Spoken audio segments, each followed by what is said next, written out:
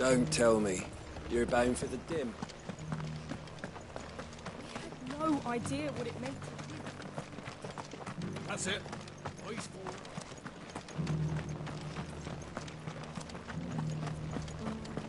Shouldn't we at least have warned him?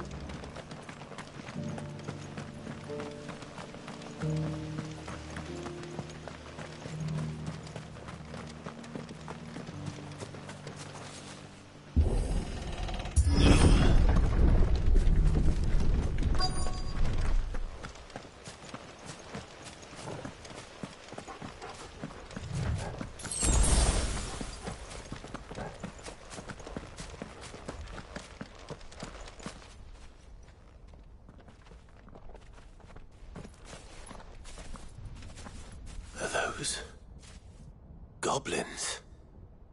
What are they doing in the Deadlands?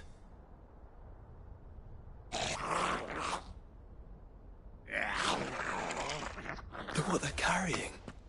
I don't recall ever hearing of goblins using fallen relics as weapons. Well, they certainly aren't welcoming gifts. Clive, remember where we are. No magic.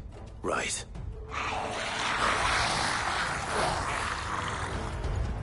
They're even uglier up close.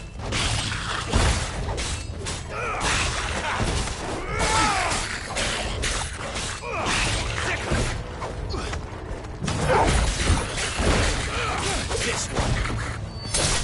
Impressive. You're right. I'll manage.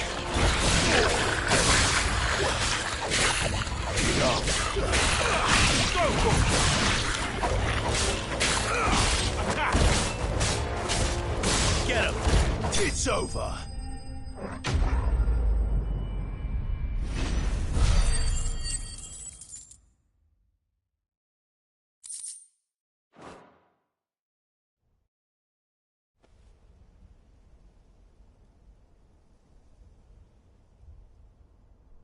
Let's hope that was the last of them. Indeed. I'd almost forgotten what it was like to have to rely on steel alone. Clive? Joe? You may want to see this.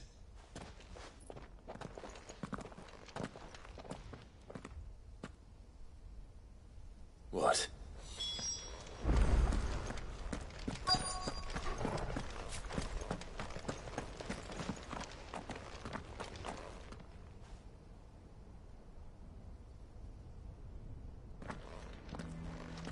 It was open when I found it.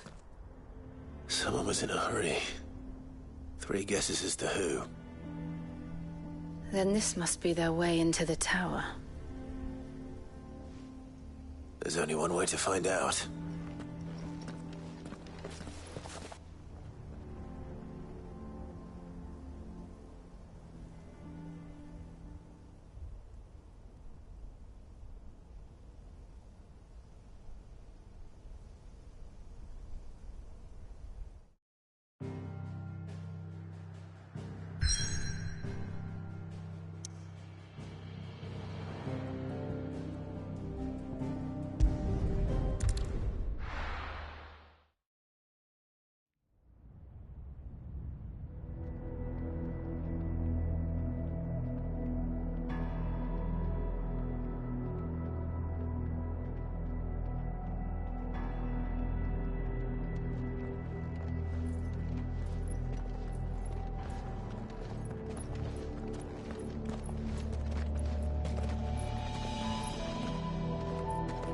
It seems somebody's woken this place up. The question is... who? Well, I can tell you who it wasn't. Unauthorized biometrics detected. Someone's here. Initializing security scan. Safety protocols disengaged. I don't think that was someone, Clive. I think it was the tower. Either way, it doesn't sound like we're welcome. Keep your guard up.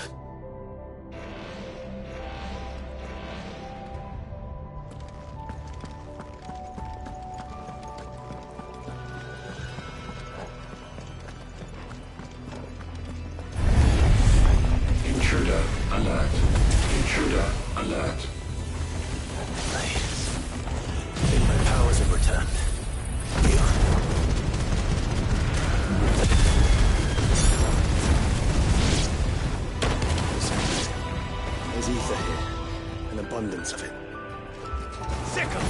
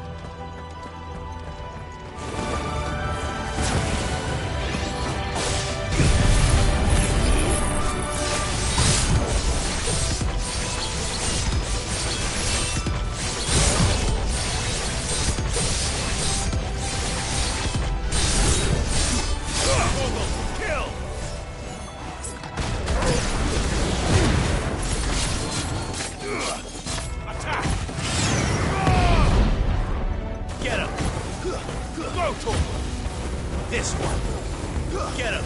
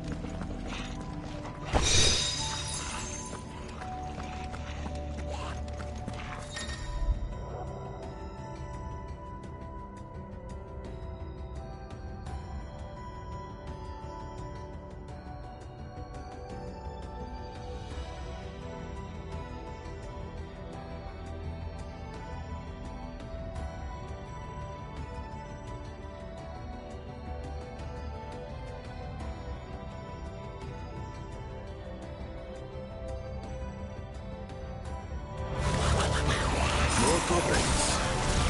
So now we know where they got their weapons.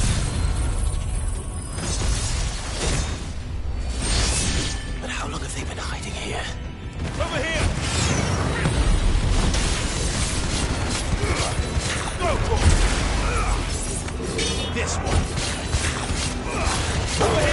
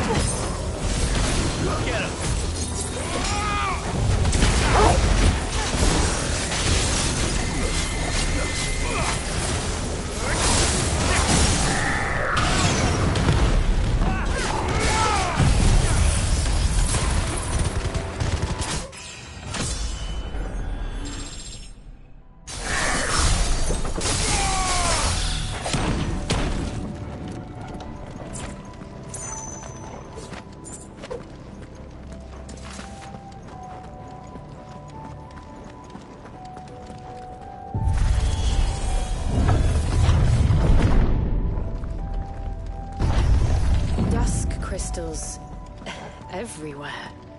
Well, that's one mystery solved. But there's no Mother Crystal. Yet. We still have plenty of tower to explore.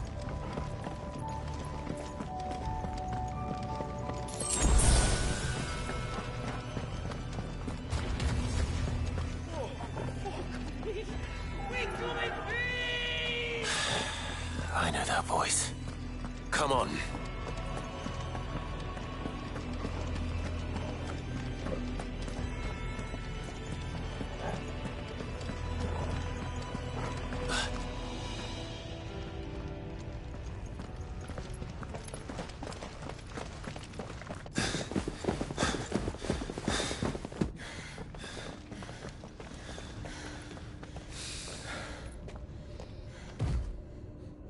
Well, look who it is.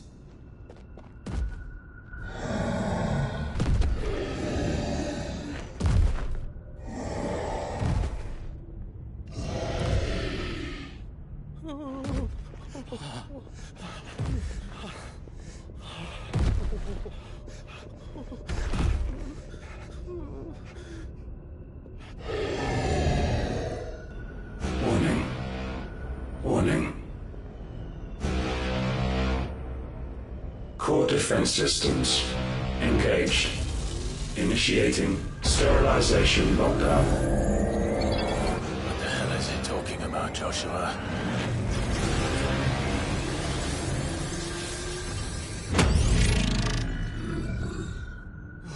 Good things, lads. Good things.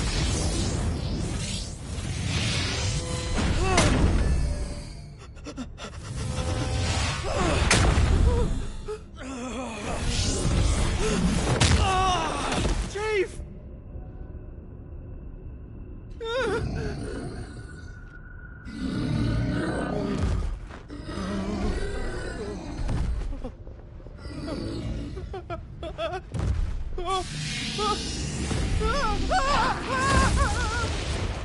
Hey! Over here.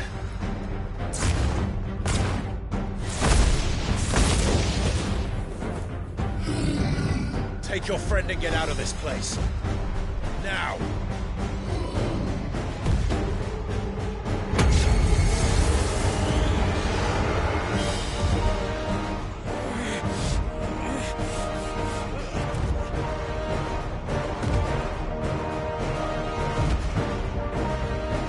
While they run away, we do the fighting.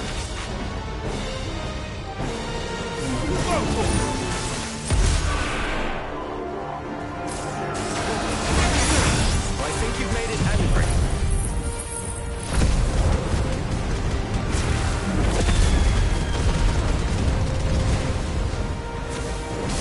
Fireball to the side of the head will do that.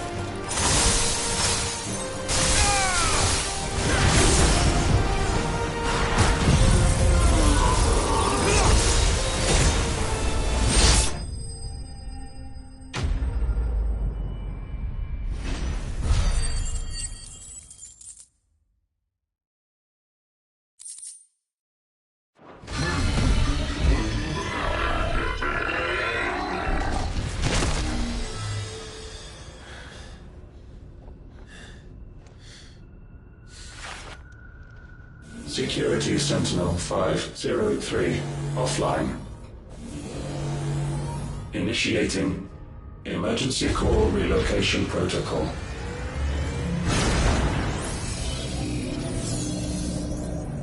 If I didn't know better, I'd say that was the heart of a mother crystal.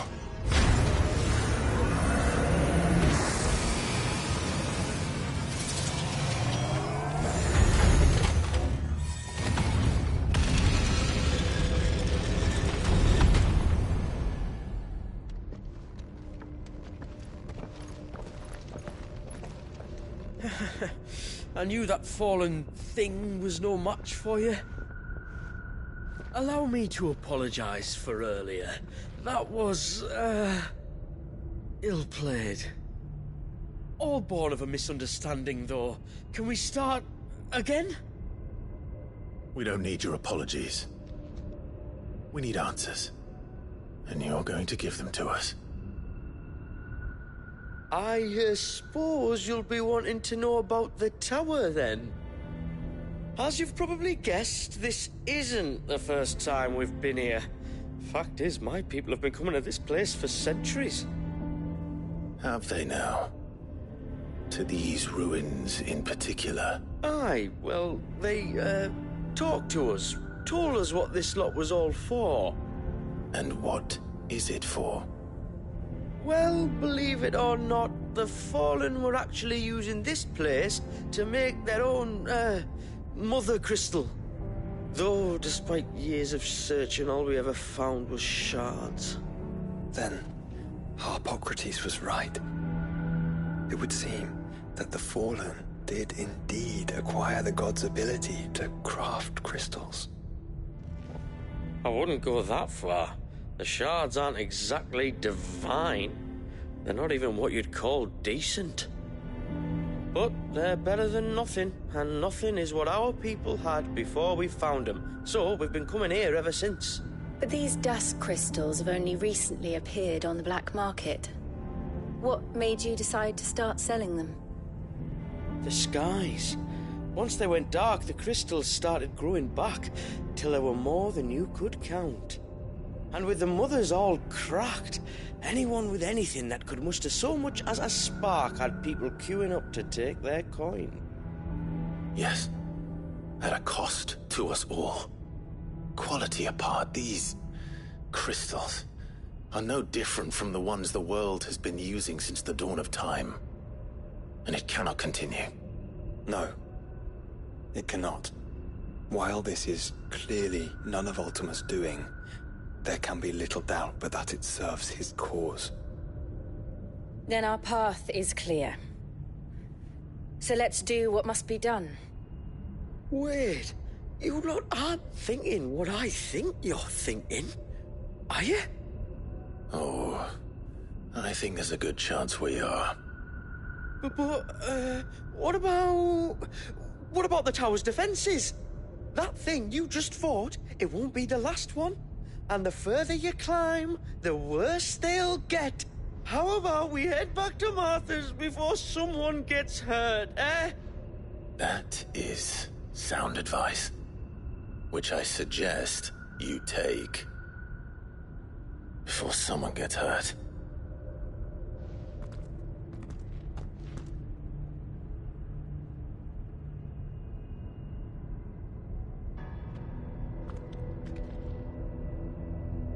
Are you sure you don't want to think this over? We could talk about it outside, where it's safe. To think the Fallen built all this, the knowledge they must have needed. Knowledge now lost.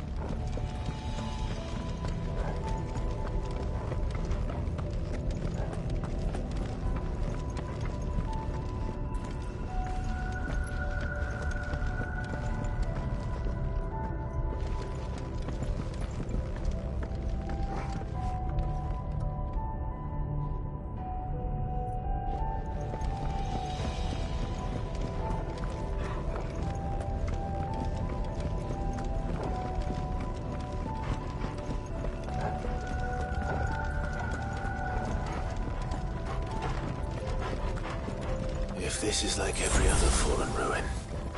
Then there'll be a lift.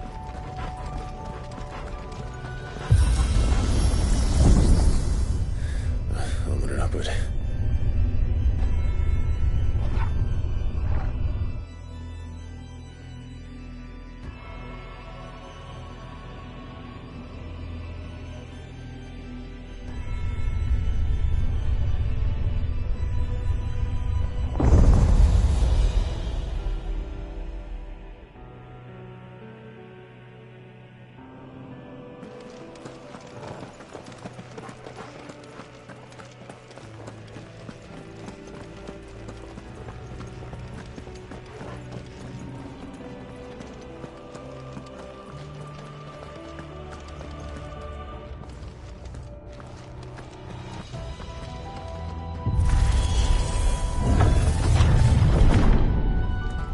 Any idea what those are? They seem to be containers of some sort. Or perhaps... Cages. Like some sort of twisted menagerie. But why here?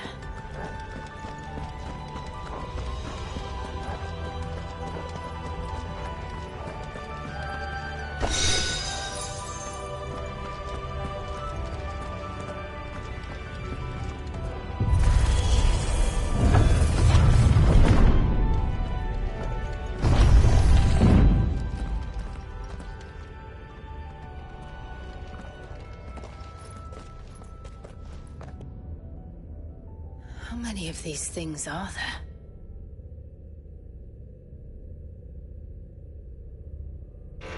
Contaminant detected. Releasing subjects Alpha to Epsilon. Wait, they're still alive. But this tower is more than 15 centuries old.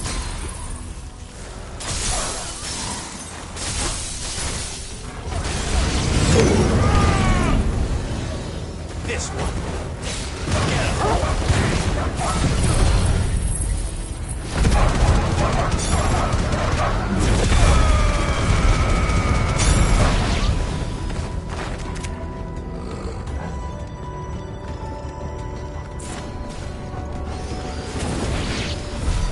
If they built this place to grow crystals, why imprison creatures here?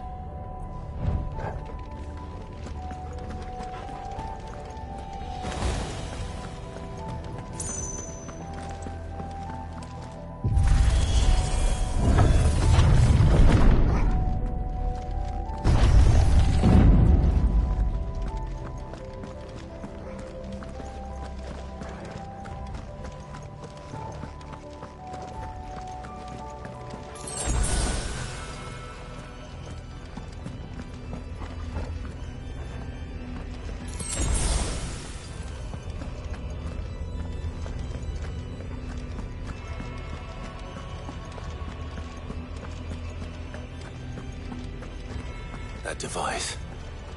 It glows just like the doors. Development log entry 680925. Mitogenic reactor trial successful. 23 units of grade 3C crystal produced. Moving forward, all seeds fabricated from inorganic material are to be replaced with lab-grown organic specimens. Organic specimens. So they were turning living creatures into crystals.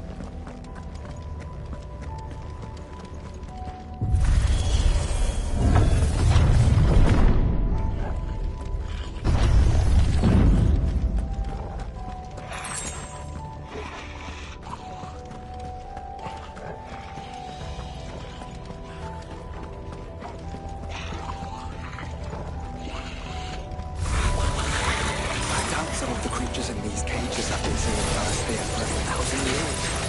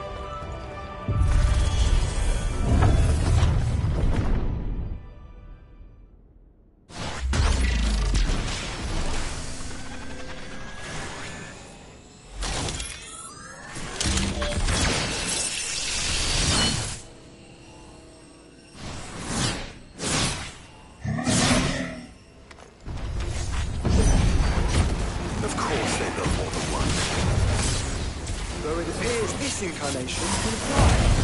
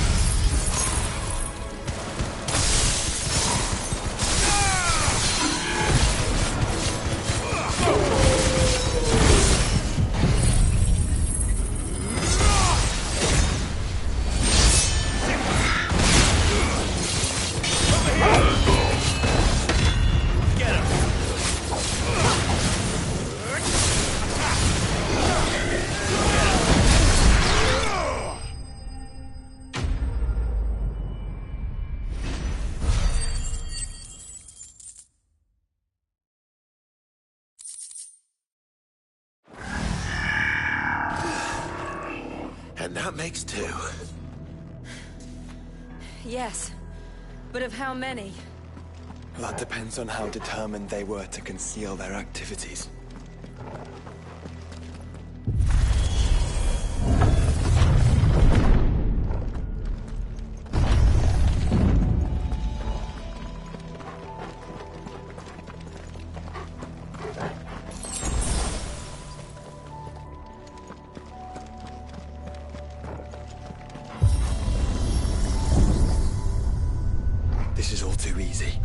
If the tower is in control, why not simply disable the lift?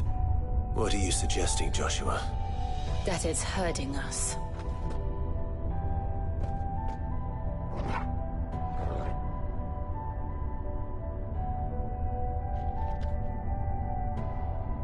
There's an entire fleet. I wonder if any are still capable of flight.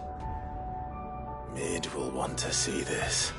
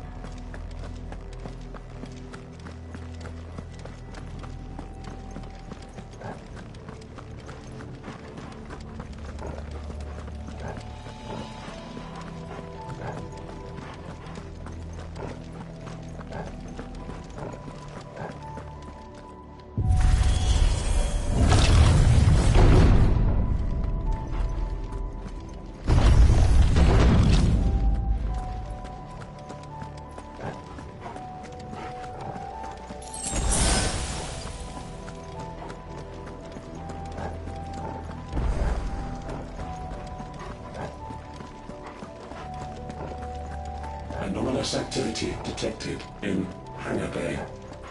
Mobilizing Aegis units. We're being watched. Let's show them what we're capable of.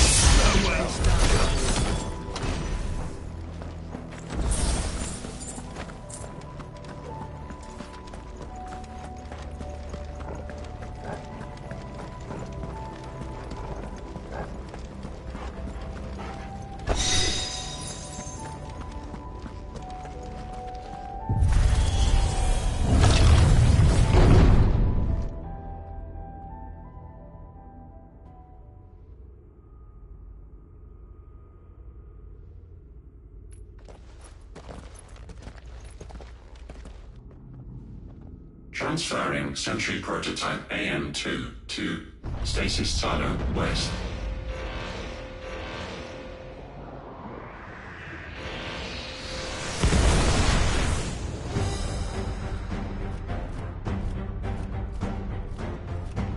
We'll just have to hope those crystals it's sporting are as worthless as the others.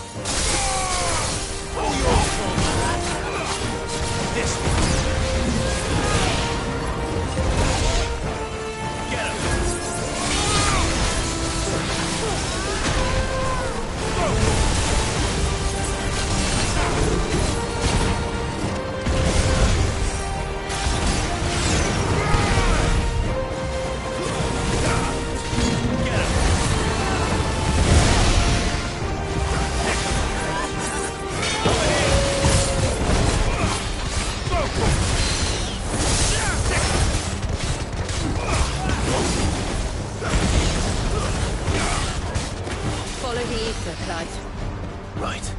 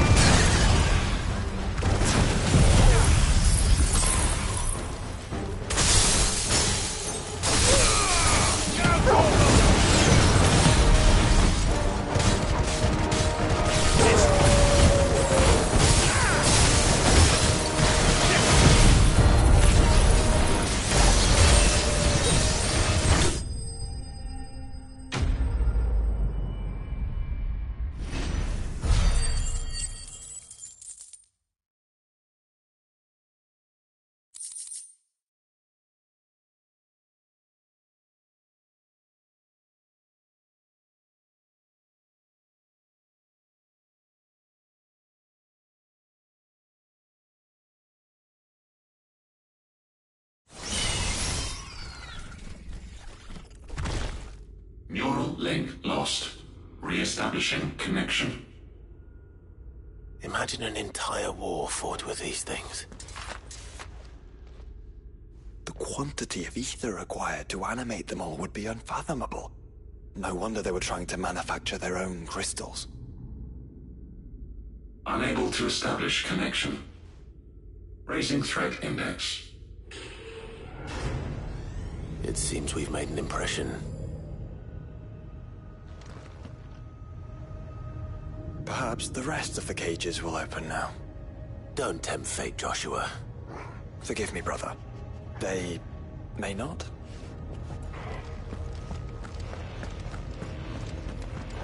Primary firewalls breached. Code orange. Bypassing safety protocols. Research staff.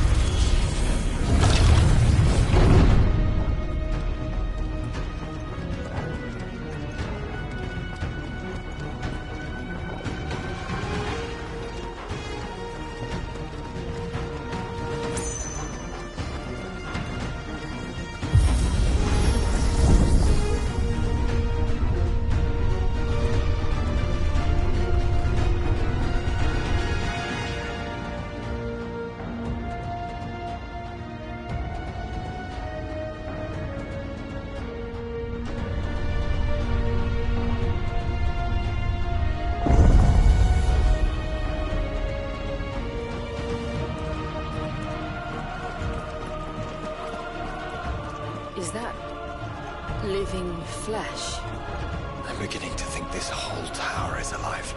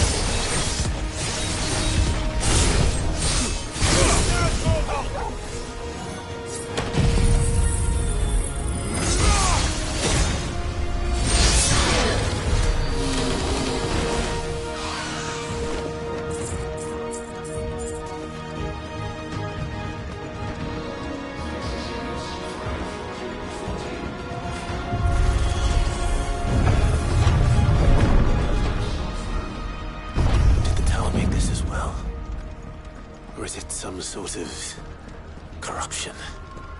I don't know, but wouldn't you say it looks oddly familiar?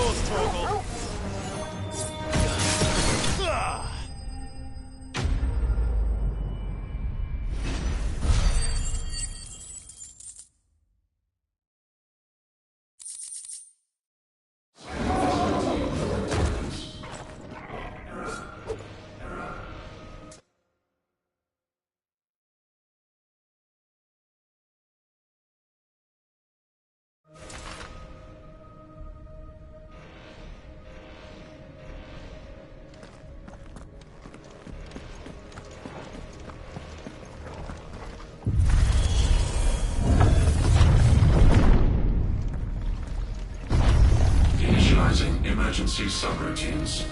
Diverting reactor power. I think it's getting ready to receive us.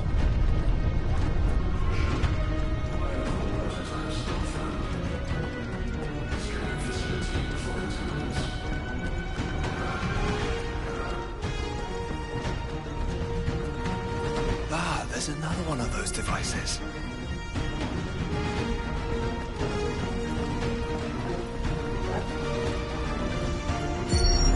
Development log entry 750501. Average improvement of crystal resilience 492% when biological core exhibits high ethereal congruity. Specimens with a congruity rating of 7 or below are to be sent to B level for military repurposing. Waste not, want not.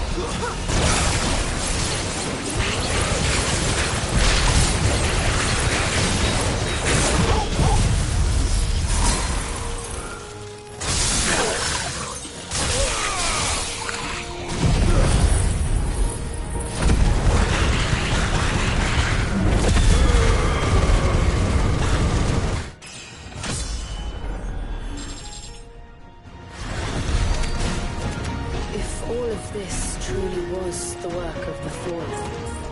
Then they were closer to attaining godhood than we ever imagined. No wonder Ultima struck them down.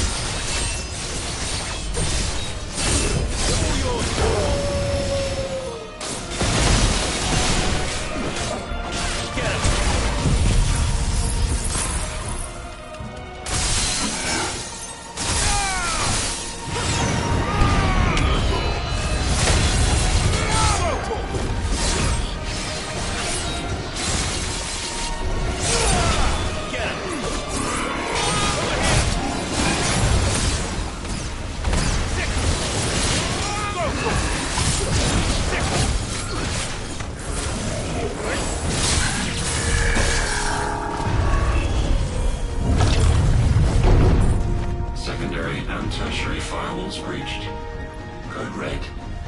Code red. The heart must be close.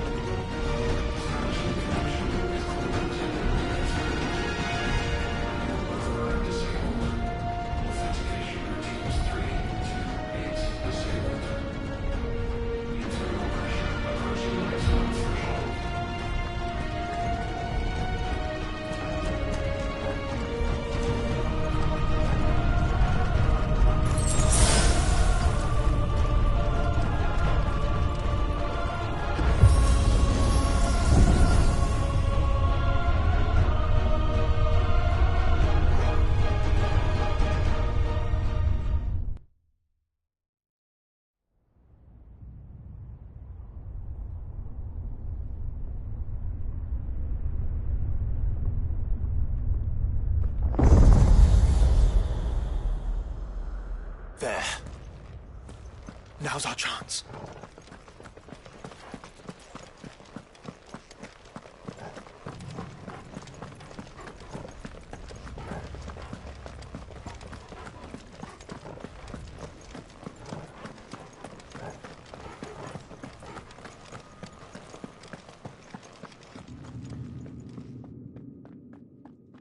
Unauthorized entry detected.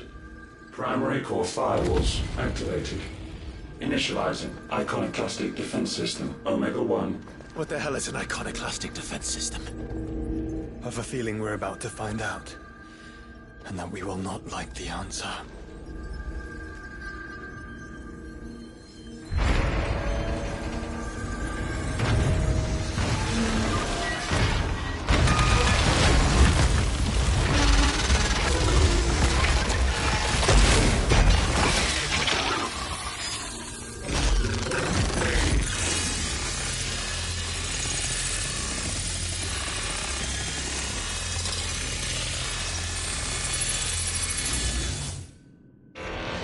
Core containment complete.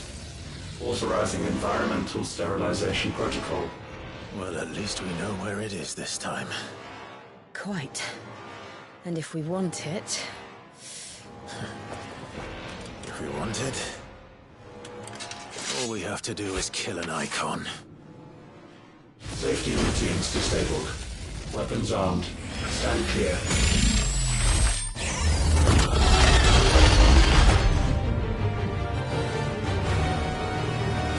Get him! This one! Get him! Throw to him!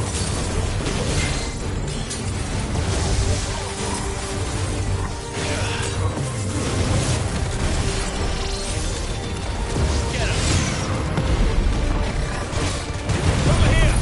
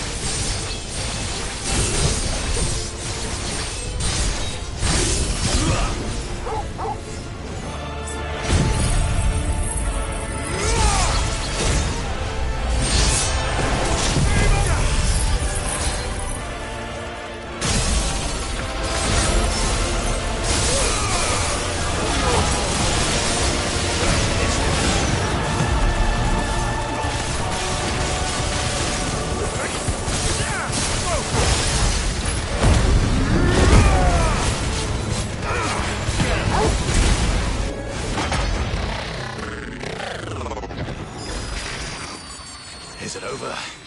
Please tell me it's over.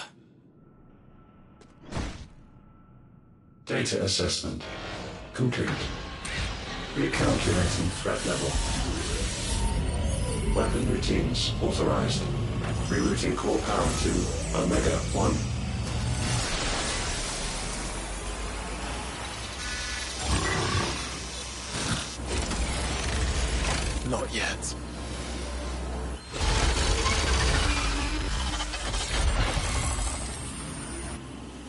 And what makes you say that?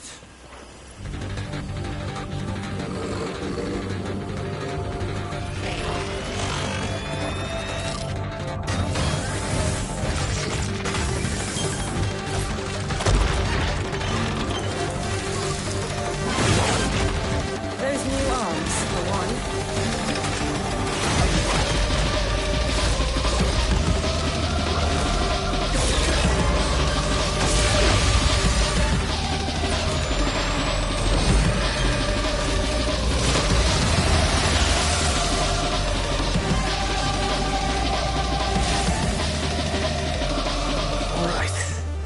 I'm convinced.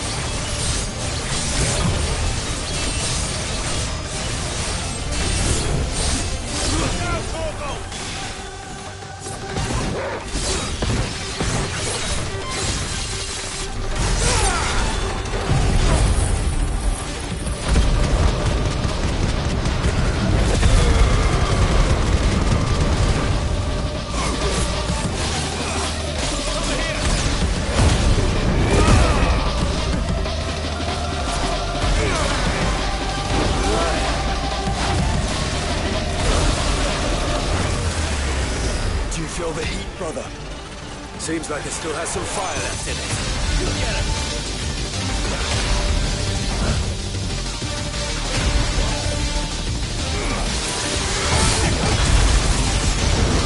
I can't go on.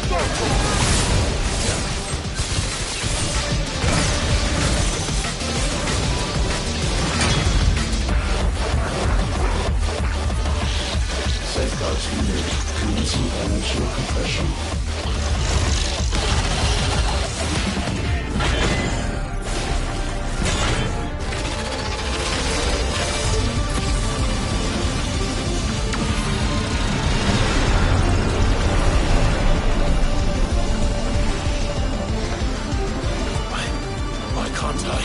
Breathe? Because it's constricting all of creation. Well then...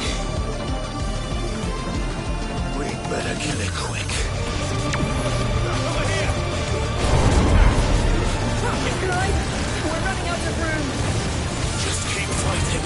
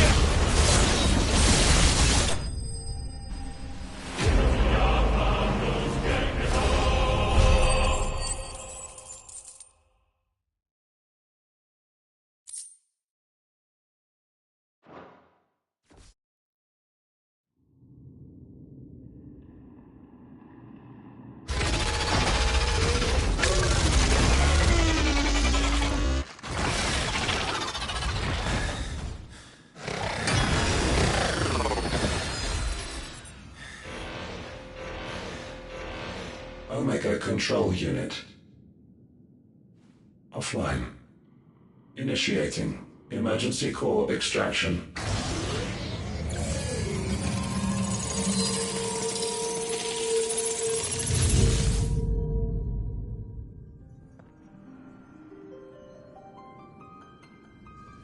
Would you care to do the honors, Clive? Gladly.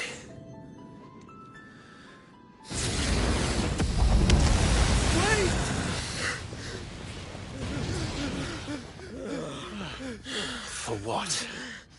I thought I told you to leave this place. What must you ruin us all? I cannot let you do that. We need these crystals. They're all we have. And just who is this we? We are of an ancient tribe, one of the first to lose its lands to the Blight. For countless years, we were forced to roam the Twins. A nation without a Mother Crystal, a people without a blessing. So we found our own. The Dust Crystals provide us a means to survive. Yes, but at what cost? Like all crystals, these shards channel ether. And where do you think that ether comes from?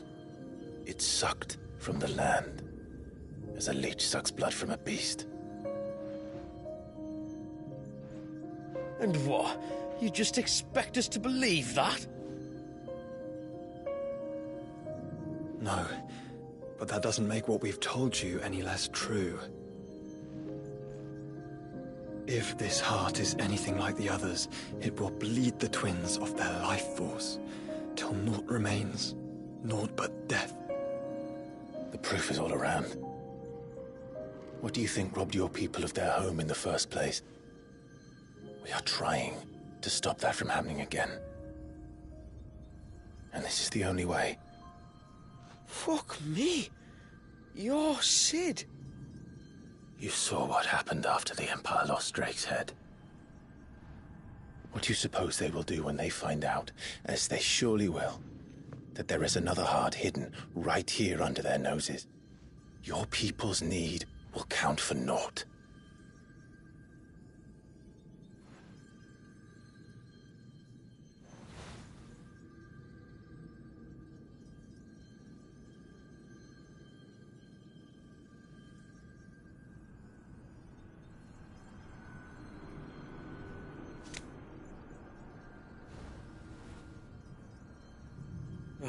Damn it. It doesn't look like we have much of a choice. But you said you didn't believe him, Chief.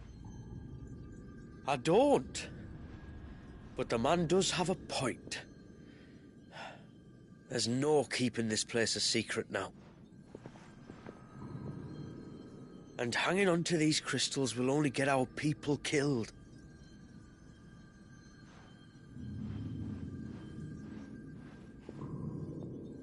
Have it your way, then. Just promise me you'll leave my people out of it. Stand back. It's about to get hot in here.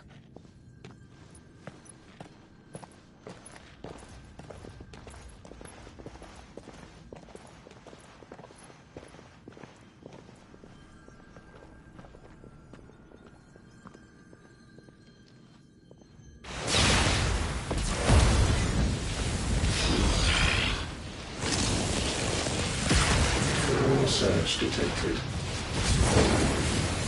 Warning. System overload.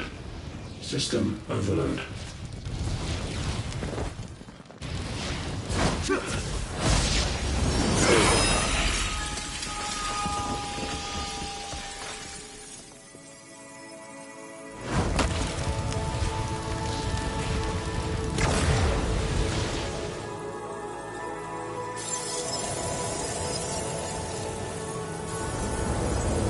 Error. Core not found. System failure imminent. System failure.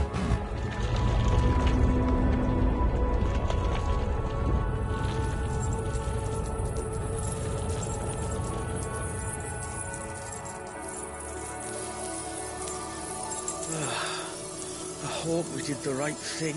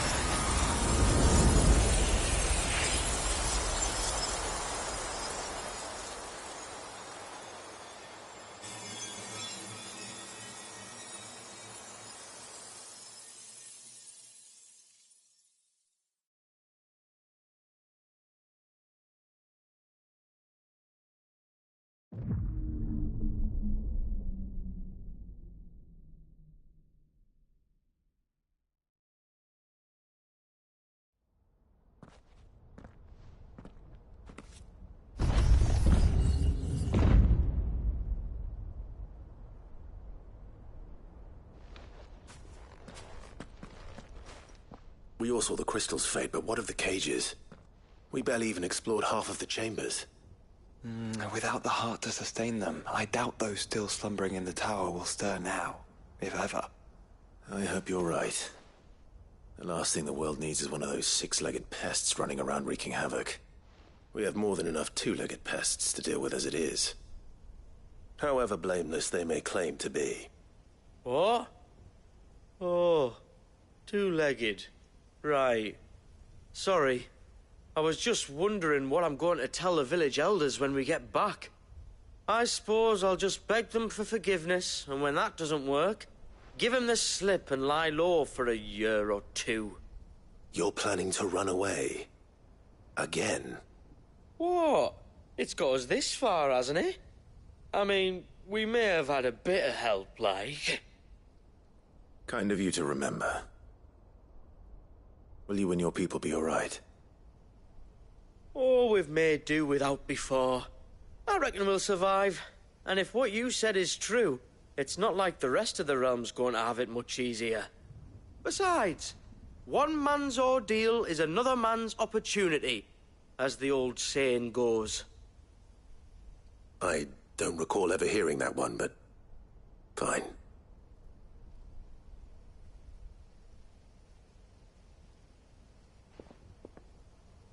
Now, if you don't mind, we've got places to be. We do?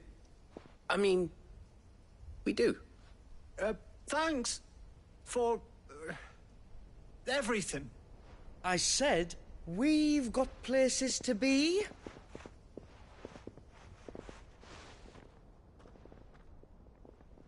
Back to the hideaway, then. Karen and Hippocrates will want to hear about this. I was thinking we might first return to the tower and see if we can... Back to the hideaway, then.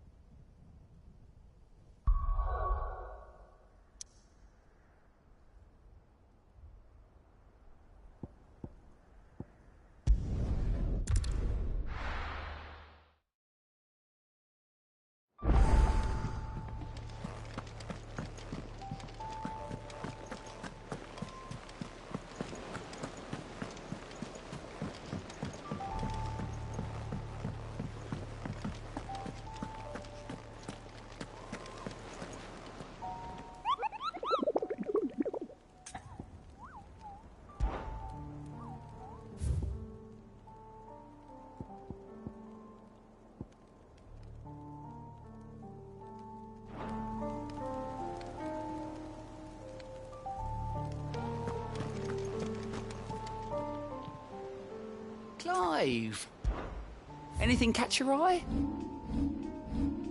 Always something in there.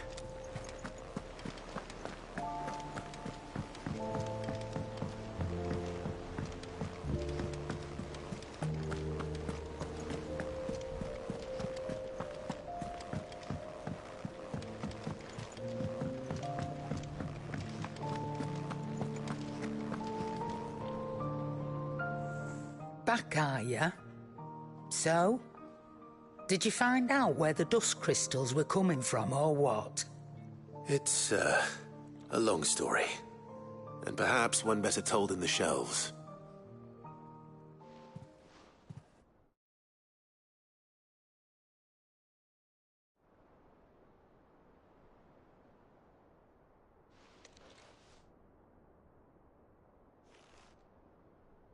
Bloody hell. Remind me never to go poking round in any fallen ruins. Not only a mother crystal of human creation, but an icon as well. Truly, the study of our fallen forebears is endlessly rewarding. The wonders of which they were capable never ceased to amaze. They came as something of a surprise to us, too. You can say that again. We had no idea what we were getting ourselves into when we set foot in that tower. We only knew the old stories. Of a people so consumed by greed that they sought to overthrow the gods. And I'd hazard the thing we found in that tower was conceived for that very purpose. Omega, the offspring of the Fallen's boundless knowledge and unchecked ambition. A dangerous combination for all concerned. And Ultima crushed them. It was he whose secrets the Fallen coveted, let's not forget. He whom they strove to dethrone. Just as we strive to dethrone him now. Without their knowledge. And without their weapons of war. Clive. This power I've been given may exceed even theirs. But if I use it, as they did, who's to say things won't end the same way?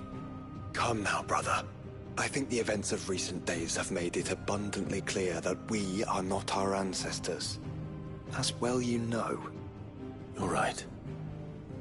They made crystals. We destroy them. In crafting their artificial art, the Fallen sought to emulate the divine. But that is not the path we have chosen. No.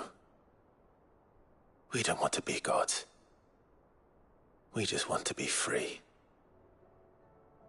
Well said. If one does not learn from the mistakes of the past, one is doomed to repeat them. And so, I mean to write down everything you've told me to the very last detail, that those who come after might learn from our travails, and perhaps, just perhaps, forge a brighter future for our descendants.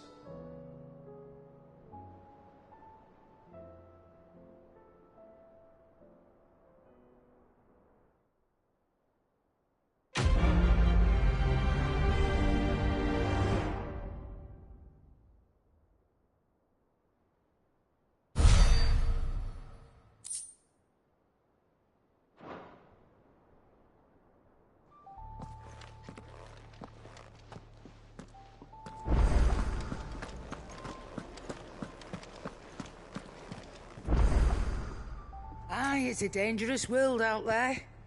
Let's stock up what so.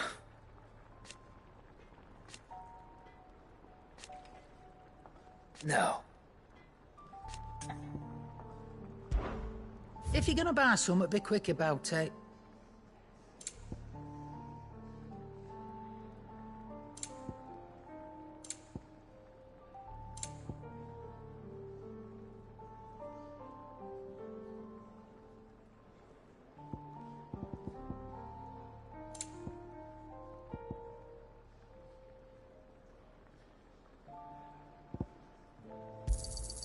It'd better all be here.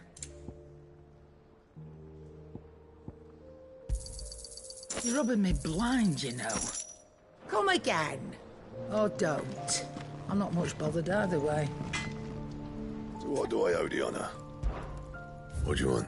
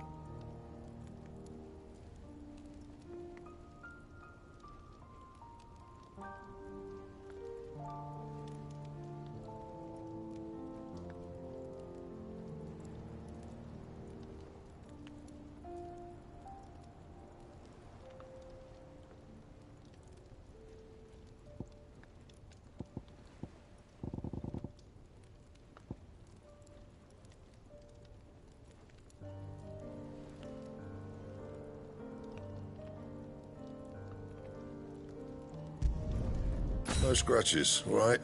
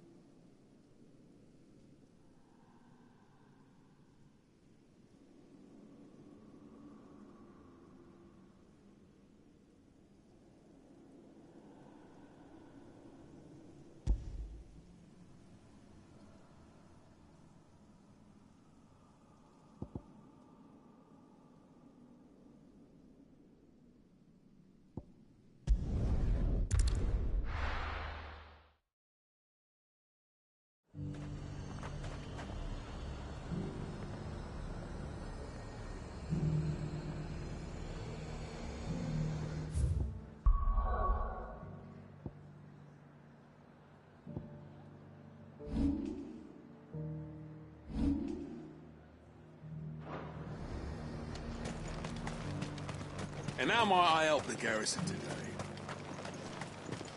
The garrison did away with posting guards here at the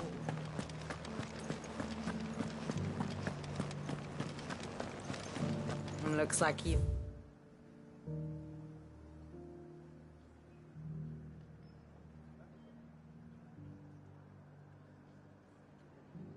got first. We can remedy that.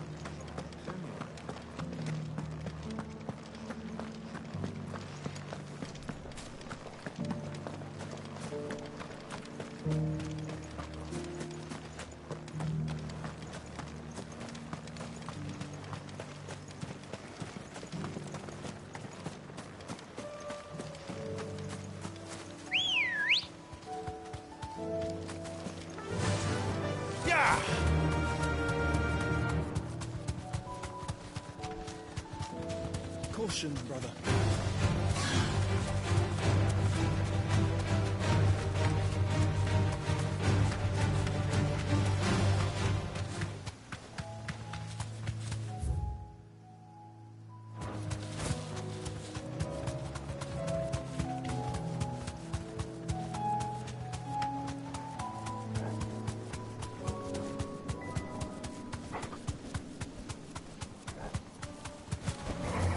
You deserve a rest.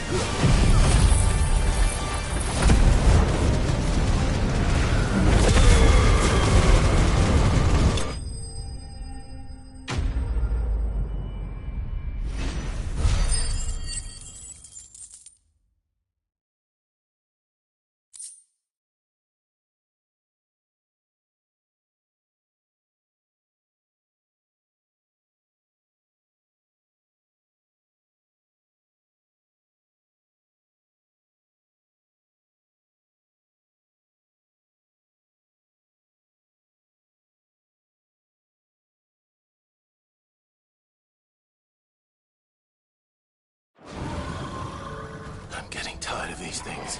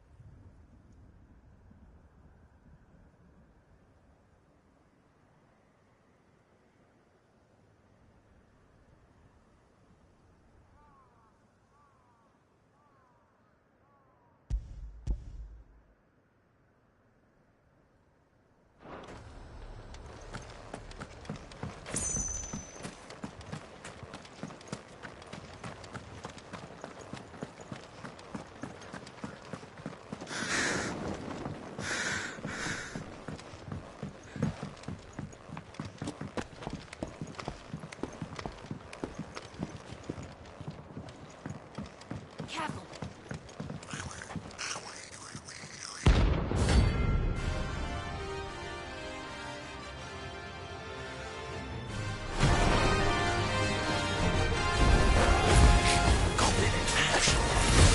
How the hell did it cross the strait?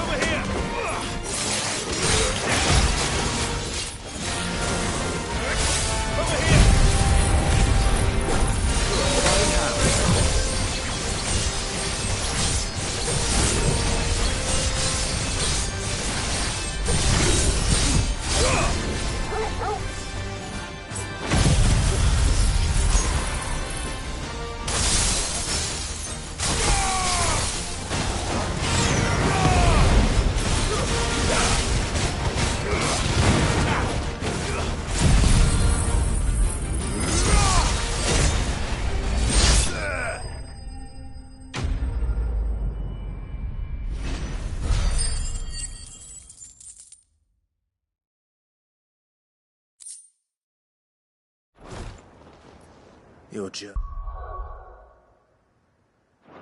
ends here.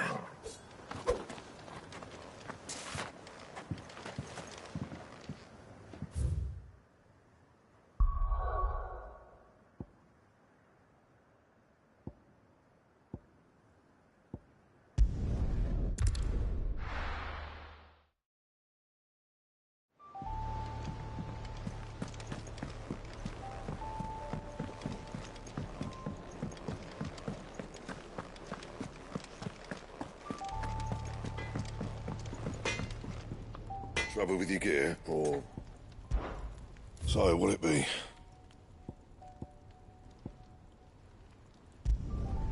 Not bad, if I do say so myself.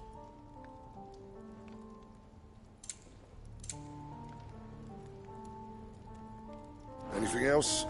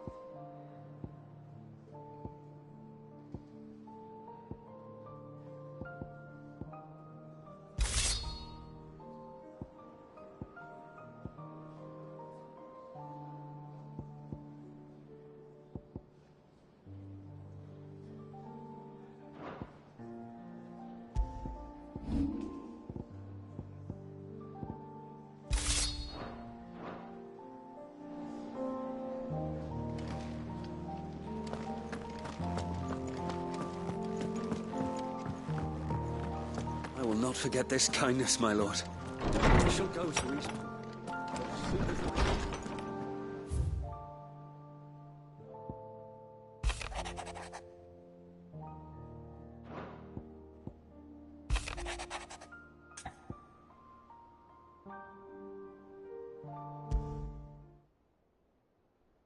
Leviathan the Lost. But why now? After all this time. Why, what now? Oh, I'm not sure you'd believe me if I told you. After all we've been through. I doubt there's anything that could surprise me at this point. All right then. Rouse Joshua and meet me in the mess. We'll talk there.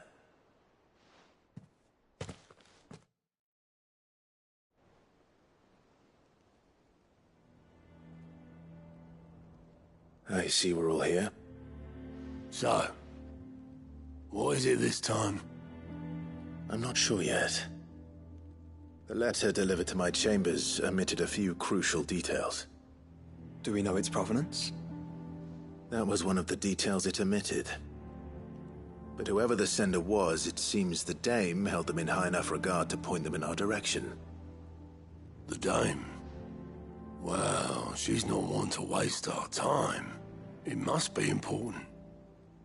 Important might be an understatement. If the letter is to be believed, Leviathan's dominant is in danger. And someone wants us to save him. Leviathan? So the Warden of Water has finally returned. What has it been? 100 years? More. The Lost moniker dates back at least that long. Even our venerable lawsman would not have been so much as a glint in his father's eye when last the mighty serpent brought his crushing waves to bear upon the realm. But why the gap? I know it can be a few years before a new dominant's born. But over a century? Should the dominant of Water's bloodline have been severed somehow, it could have prevented a new dominant from awakening. But if one has awakened now, he couldn't have chosen a worse time. Every nation in the realm has lost its dominant. If word gets out that there is still one to be had, they will stop at nothing to claim it for their own. And the twins will be at war again, just when humanity most needs to come together. Did the letter say anything else? Only that if I wish to know more, we must meet in person. And that the Veil can arrange a meeting. If nothing else, you can be certain it ain't a trap. Famous last words. I'm coming with you. As am I. Thank you. Both of you. And Otto? Yeah. I'll keep an eye on things here. Didn't fancy coming anyway. Thank you. I shall leave the Invincible in your capable hands.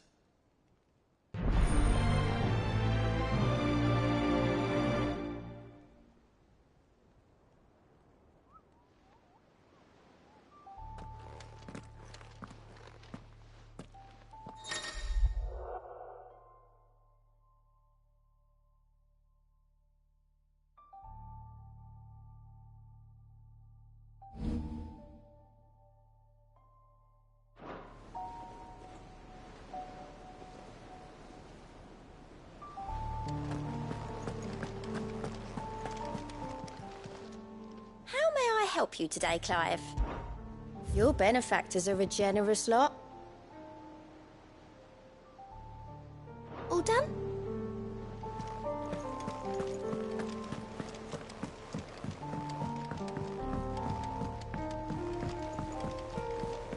There's something about it. I feel like it's...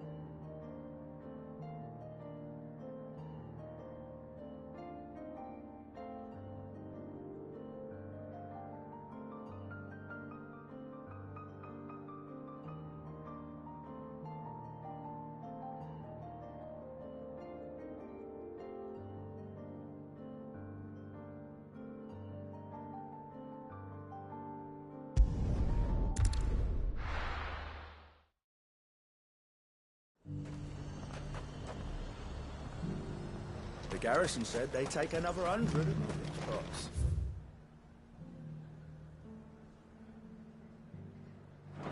Those whites will think twice. To the Vale it is, then. Garrison.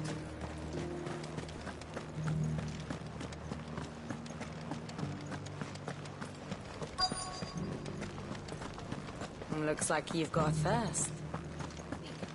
But enough talk. How about we return to the Vale? Fancy a peek behind the veil, my lord? I'm looking for a Layla. You found one. So, will your friends be joining in? Or just watching? We're not here for your services.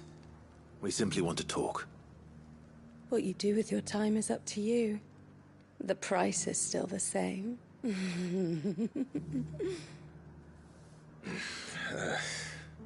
We're here about the letter.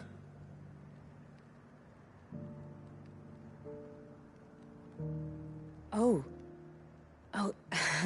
Sorry. I suppose you'll be wanting to know who wrote it then. Among other things. Look, I'm just the messenger here. There's only so much I can tell you. Specifically? A location, north of town, on the shore of Isle of Feist Bay. There you'll find a tent, and the woman who can answer your questions. And that's all? Nothing else? Actually, one thing. There's more than flowers in the meadows these days. So keep that sword of yours to hand. Few venture into the Royal Meadows anymore, so you won't be overheard.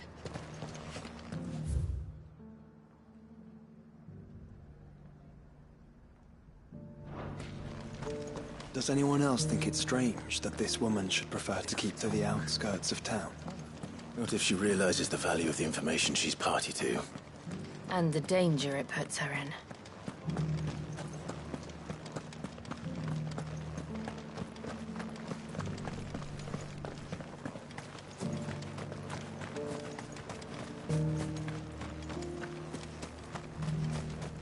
Those things didn't fight like men.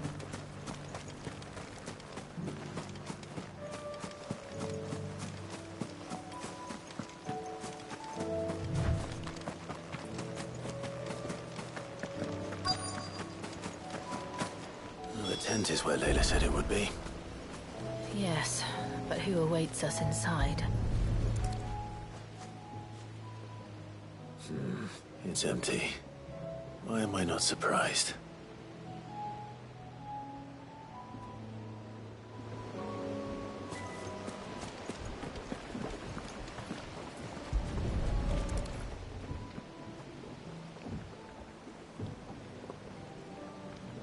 A boat. No prizes for guessing who that belongs to.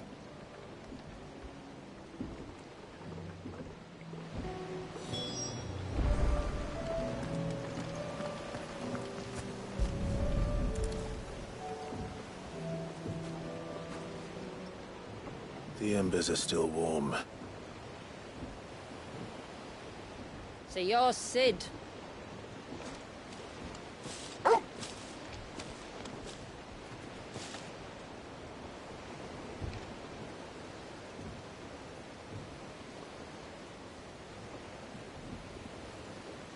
I suppose I must be. Which means you have me at a disadvantage. Apologies. I am Shula, tributary of Mysidia, final haven of the Moats of Water. The Moats of Water. The very tribe into which it was believed Leviathan's dominant was born. A people notable for their sapphire eyes and ivory hair. Yet that would be impossible, since the tribe famously... vanished. Was exterminated. Despite the best efforts of both church and state, we are still very much alive. Though we've managed to keep that fact hidden from good Krieger's faithful for over a century. Along with Leviathan's dominant.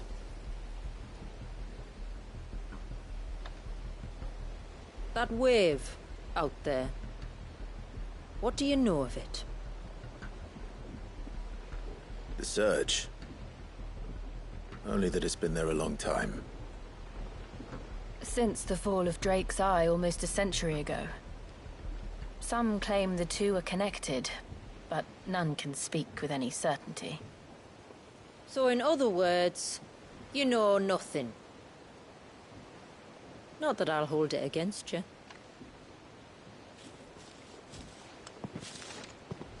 The wave was raised by Leviathan in an act of rage. Moments before the waters were stayed, and the icon and its dominant bound within. And you want us to... rescue him. Yes. You see, a little bird told me about a certain outlaw with a singular knack for putting unruly dominants in their place. And ours is about as unruly as they get. For years, we've searched for someone who could hold their own against an icon. Someone just like you. So what do you say? Will you help us? What exactly did your dominant do to warrant this punishment? What did he do? He committed the greatest crime one of his kind can. He was born.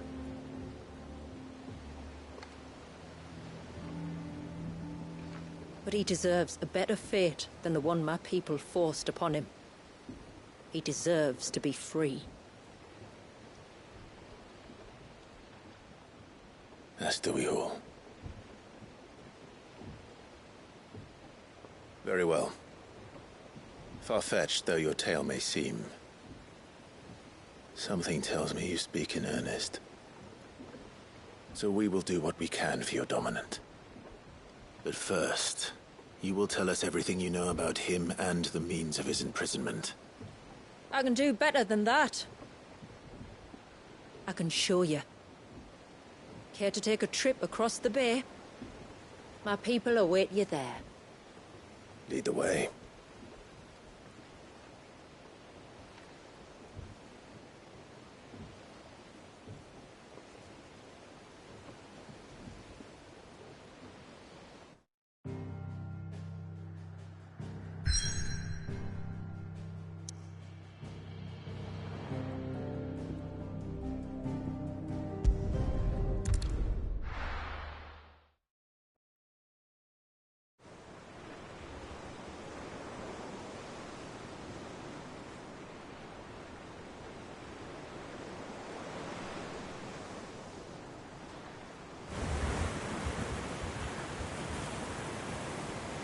All right, you might want to hold on to something.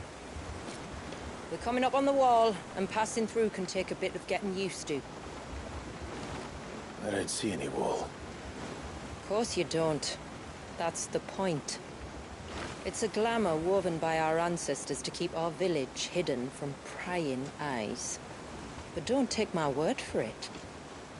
Watch.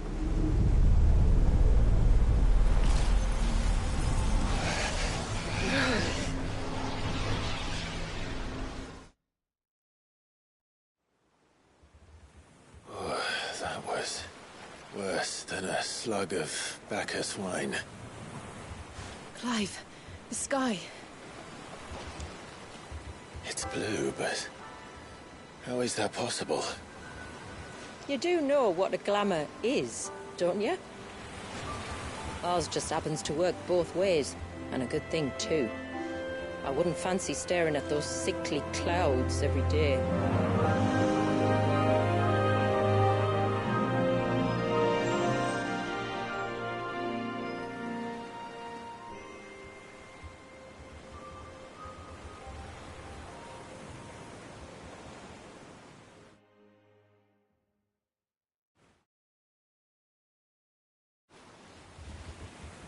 And that concludes our little voyage. We're here.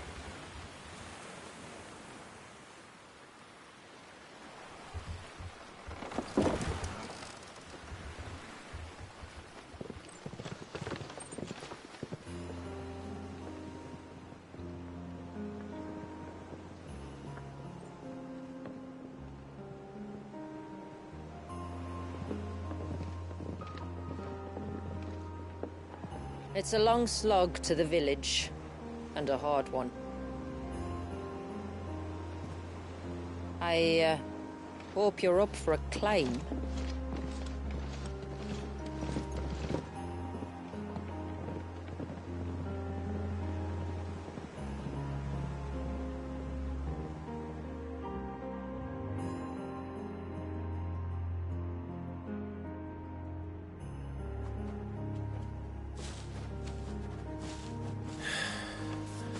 Finally. What? You didn't think we'd arrived, did you? The village isn't up here. It's on the other side of the mountain. Of course it is.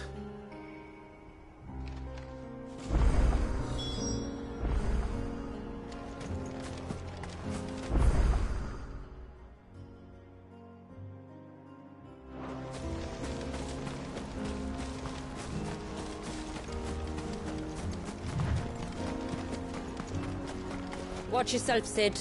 This path can be treacherous. If not for the sheer drop, then for the beasts who prowl it. Thank you for the warning. And please, call me Clive. Sid is an alias. You will be pleased to learn, Lady Shula, that I have no such aliases. Is that so, Lord Margrace? It's all the same to me.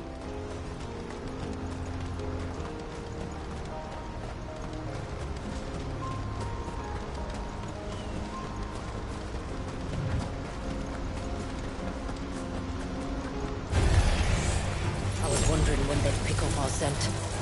Stand back. We'll handle this.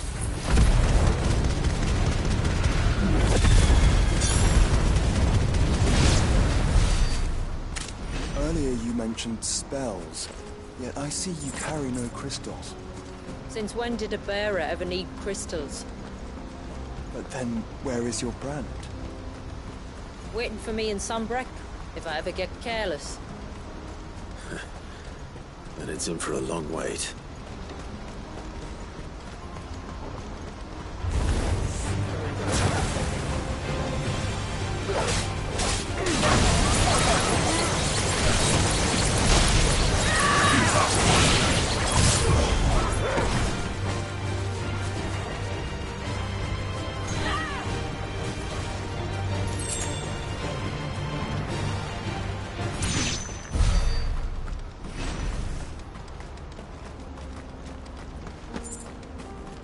We're almost at the summit.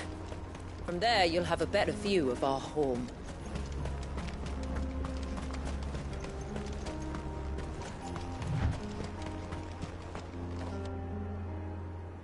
Few have ever set eyes on what I'm about to show you. Just so you know. not what I expected. Welcome, my friends, to Mysidia.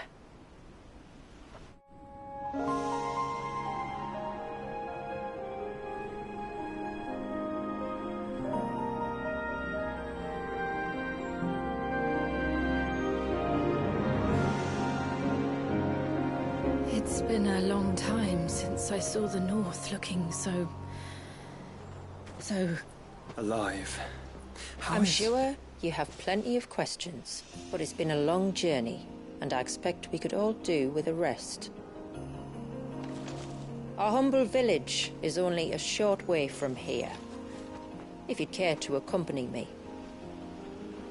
Let's get ourselves in front of a fire, and I'll tell you everything you need to know.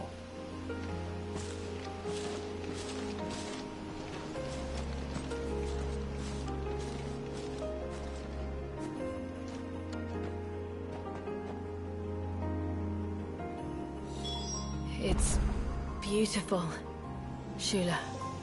And we aim to keep it that way.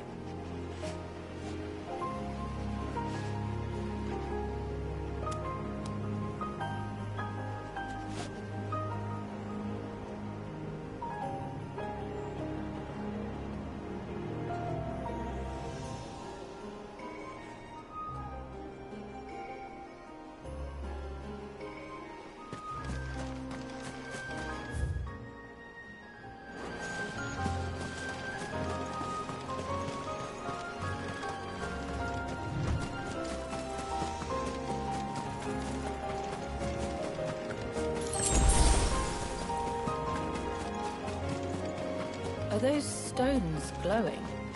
That's one of the cairns which maintain the glamour. Steer well clear.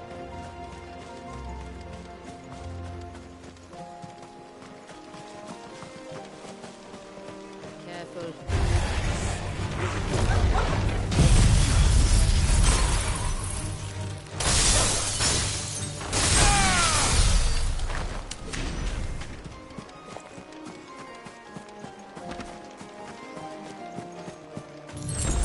If the surge was an act of rage, One wonders what prompted it.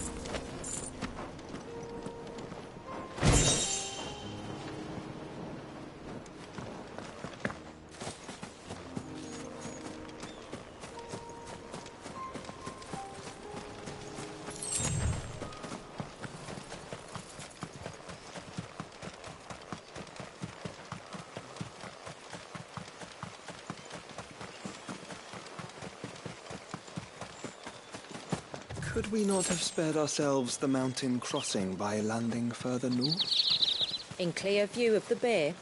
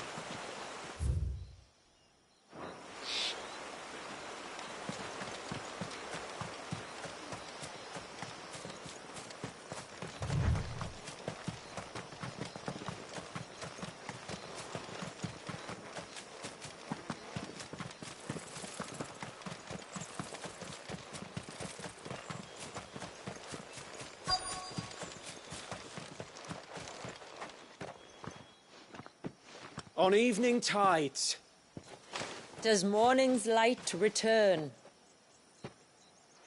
Open the gates! The tributary is home!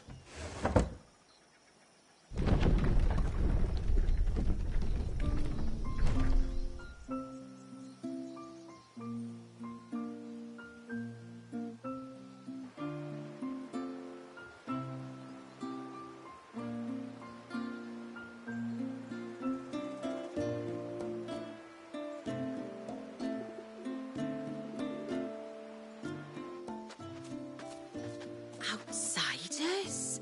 Well, I never. Look at the size of that dog. All right now, back to your duties. You'll have to forgive my people their curiosity. We don't get many visitors. Or any, truth be told. Then we are honored to be the first. This is quite extraordinary. Like stepping into another world. So do you believe me now? You've made it difficult not to, my lady. But how did your people chance to settle here, in the north? Unless I am much mistaken, the moats of water long called the coasts of southern Ash their home. Until Drake's Horn fell, and the Blight forced them ever inland, where... We met our doom, along with our dominant. I see you've read the Gregorian Church's account, but perhaps you'd like to hear ours. That building over there is the Witten Hall. It's where my people gather to discuss matters of import. We can speak more inside, once the place is ready to receive you. It shouldn't take long, but you're welcome to explore the village while I see to things. Thank you. We'll do just that.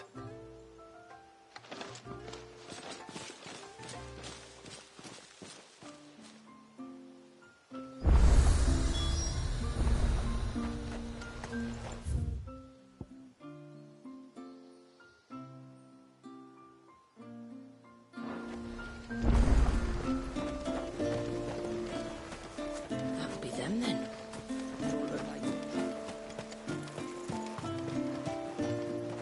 I'm sorry, but I don't like it. Outsiders should stay.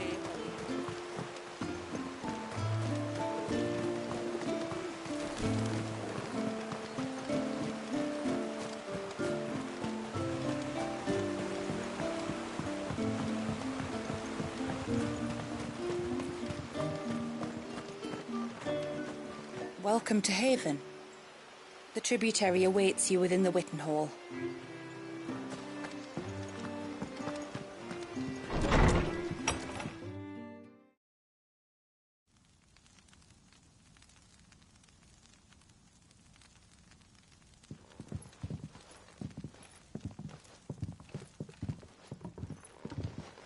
So what do you think of our little haven in the woods?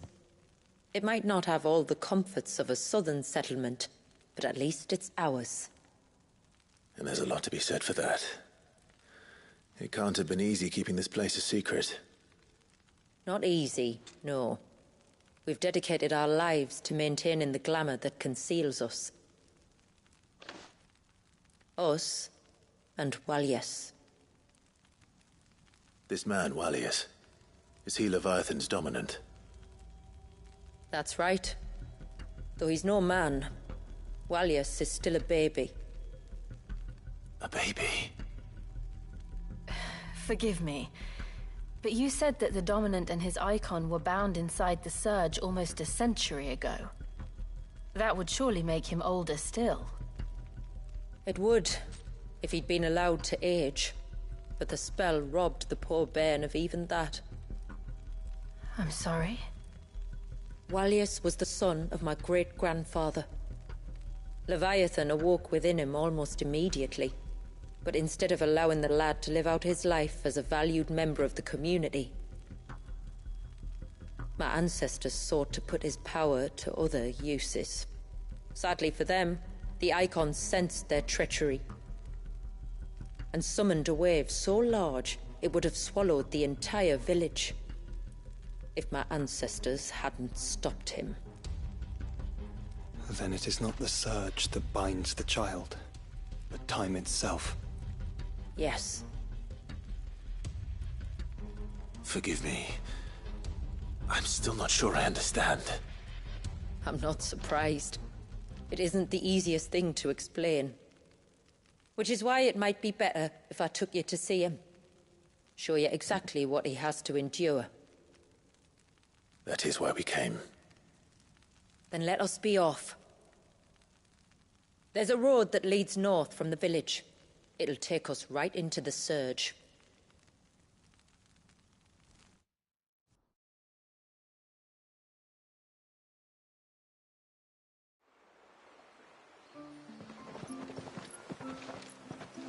Are you bound for the wave, tributary? We are, Delina. Have you spread the word about our guests? I have. Everyone knows to treat them as family. You shouldn't have any trouble now, but just in case, I would have you accept this symbol of our people.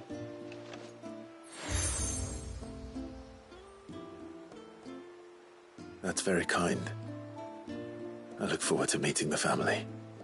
The feeling's mutual.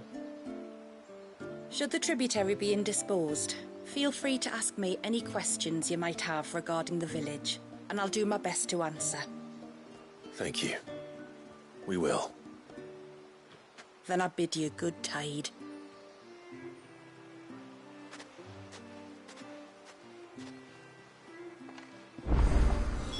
Our storehouse lies across the bridge. If you're short of supplies, you may find what you need there. Though we will have to ask you for recompense, poor as we are. You are Sid, aren't you? The man the tributary told us about? I wonder if you could help me. With what exactly? Oh, nothing too troublesome. Do you know my husband, Pavat? He's the village smith, among other things. Anyway, his name day's not far off, and I wanted to make a gift for him. He's a craftsman, you see, and he's been fretting about running low on the flowers he uses for dye making, so I wondered if you might collect some for me and give them to him. Would this gift not be better coming from you?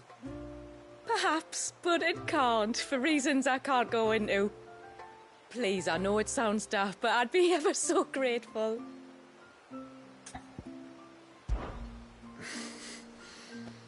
Fine. Which flowers does your husband need? The sweet little blue ones that grow around the fount. Elder's blessings, they're called. We use them to dye our fabrics so we always feel close to water like they are.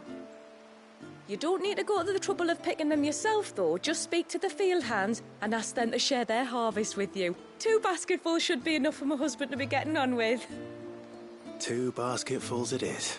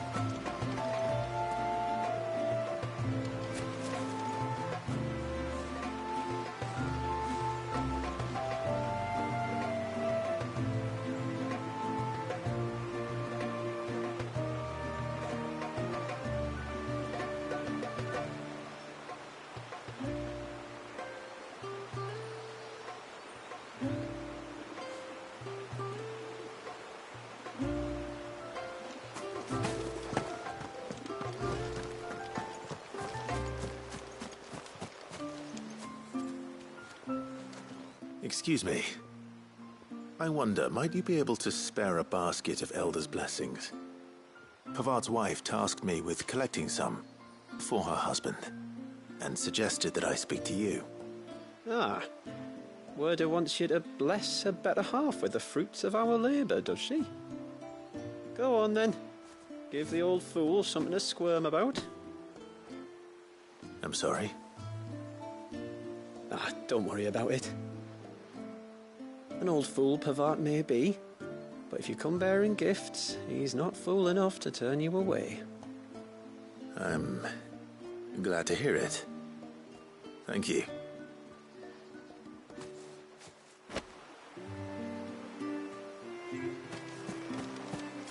The mirrors. My people believe they frighten off trespassers.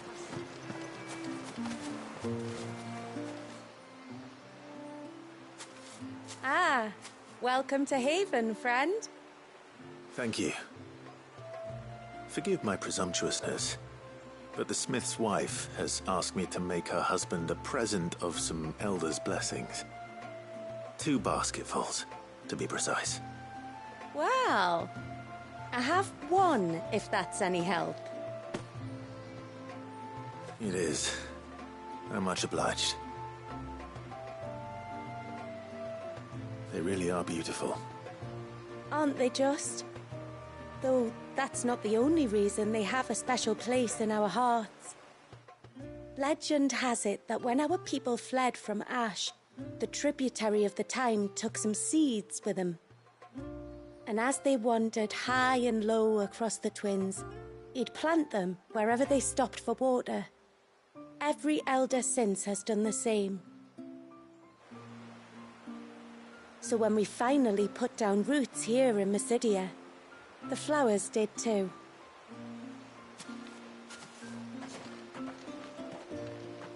Well, that's 2 basketfuls. Time to visit Pavart.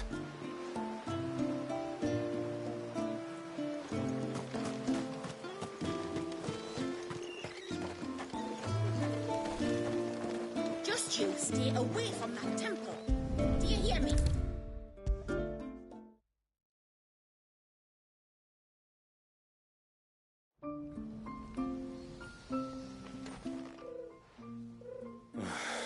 What do you want?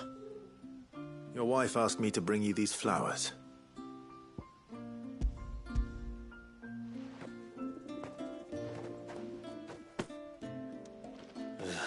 That woman. Come out. I know you're there. Who? Me?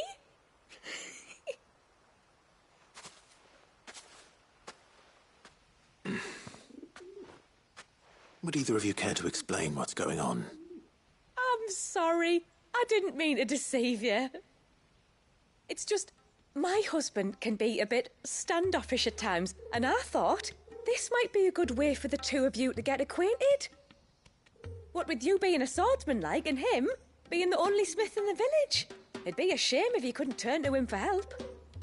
The only reason he couldn't turn to me for help is because I had my hands full with all the orders you lot dumped on me. I'm pretty much done with them now, though. But, for the record, the tributary said that we were to lend you outsiders our aid, and that's exactly what I was planning to do. With or without my darling wife's meddling. Still, here we are. Acquainted. So, if there's out you need, just bring us the materials, all right? All right. All right, then. And tar for the flowers. I was running low. You use them for dyeing, I hear. Aye. Crush the petals and it makes a fine and lasting blue. We use it to stain the cloth for our tunics and pennons. Remind us where we come from, like. As modes of water. Children of the sea. That's right. The pattern, too, was left by our ancestors. The Ceaseless Rill, it's called. It symbolizes the river of our tribe, with the strength of Leviathan running through it. And no matter how that river has ebbed and flowed, changed its course, the flowers have always been with us, growing on our banks.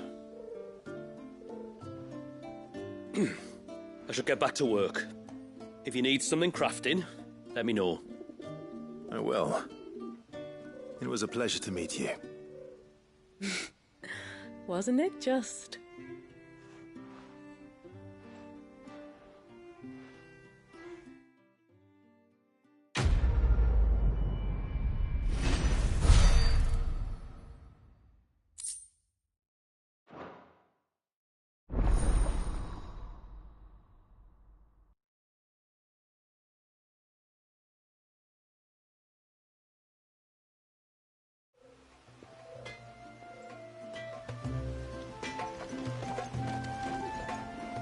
Yes?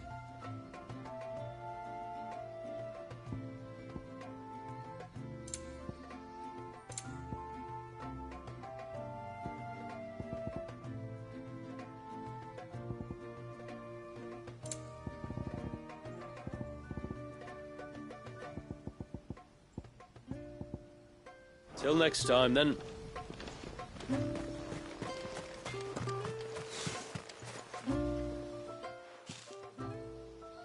Oh, I'll have her hide when she gets back.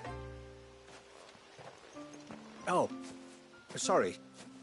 I was leagues away. How can I help you? If you're after something from the storehouse, it's actually my wife you'll want to talk to. She will have to charge you for the goods, though. Not that we'd fleece you or anything. It's just, you know, needs must. I understand.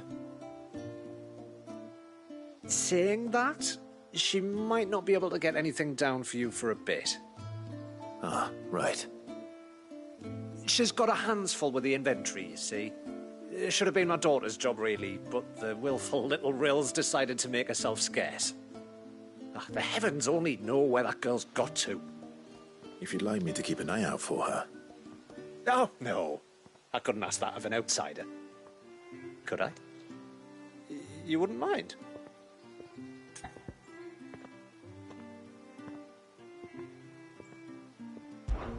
Of course not. She won't have gone far, will she? I hope not. But I've scoured the entire village for her and come up empty-handed. Can't help thinking she might have gone on another one of her little adventures. Ah, a free spirit, is she? Aye, that she is. Can't get her to sit still, especially once she heard you lot were on your way. Outsiders! Should have seen her little eyes light up. Oh, if she wanted to watch you arrive, she'd have made for the low gate where you first came in. The guard there might have spotted her. Maybe you could ask him. Ruka, her name is. All right. I'll let you know if I find her. Try not to worry.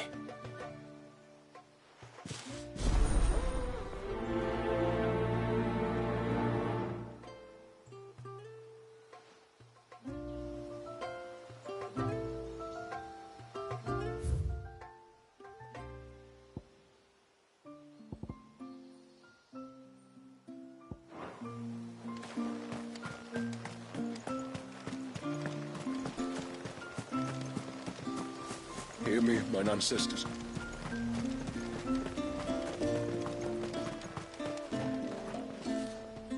Excuse me.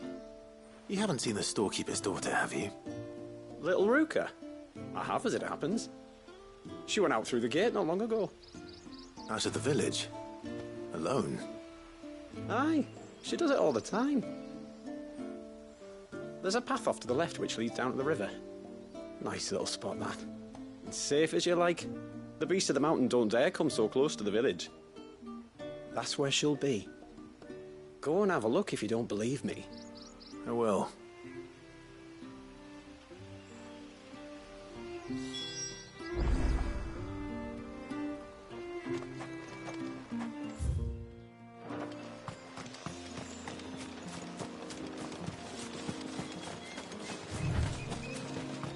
This must be the path.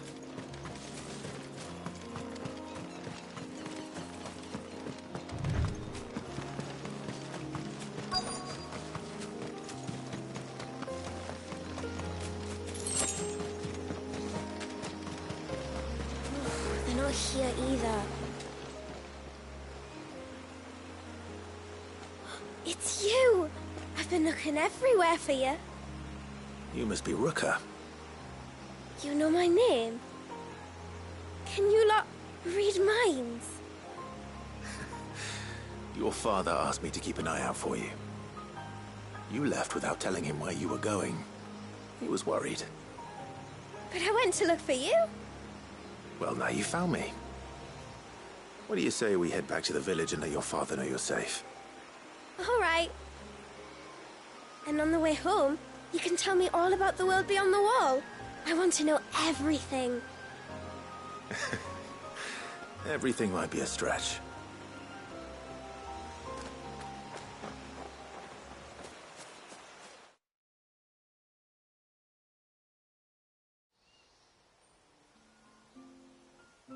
Thank you for bringing her home. And sorry for the trouble. Oh, no. It was a pleasure. Daddy, did you know that there are villages 10 times as big as Haven in the outside world? 10 times! Cities, they call them. And in these cities, they have great big walls and towers and castles. Oh, to think I was worried. You can tell me all about the outside world later, Sweet Pea. Now go and help your mum with the stores. All right.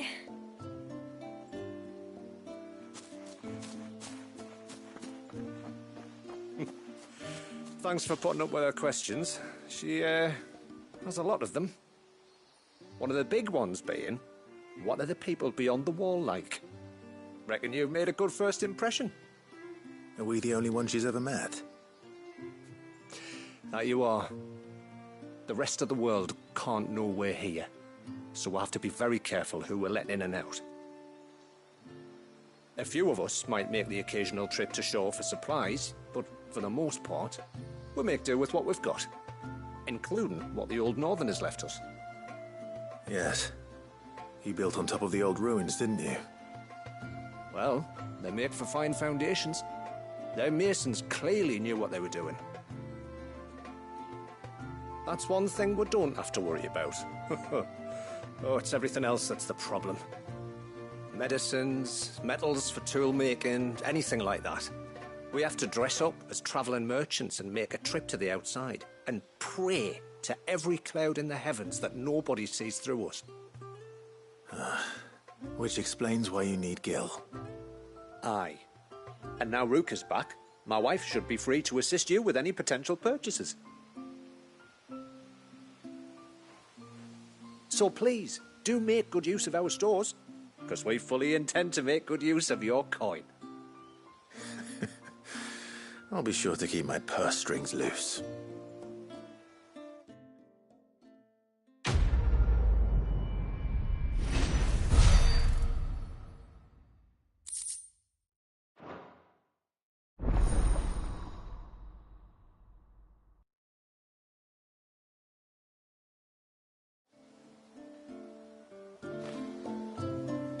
It's a pity nothing but the foundations were left standing. The whole store. Thanks for bringing me daughter back. I don't grudge her looking for adventure, but she's got to pull her weight like the rest of us. Anyway, now we've got the inventory done, I can attend to my own tasks, like seeing to our visitors' needs. So, was the route you wanted? This is all we have.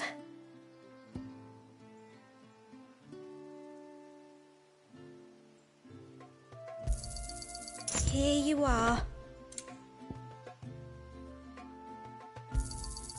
May it serve you well.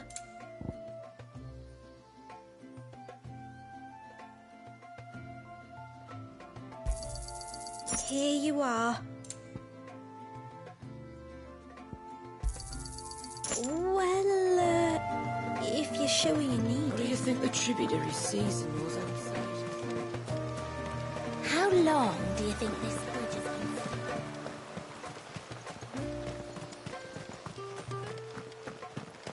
been? Suddenly, there were curves. Did you hear that, girl?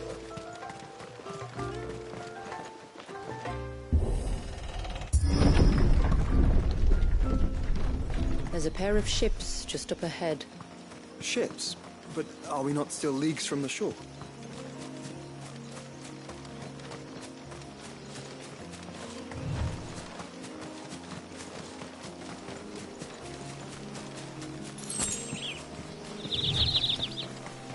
quickest route to the surge is due east, past the second galley. Shula, how did these ships come to be here? What do you imagine happens when an icon of water gets angry? Really, brother, did you have to ask?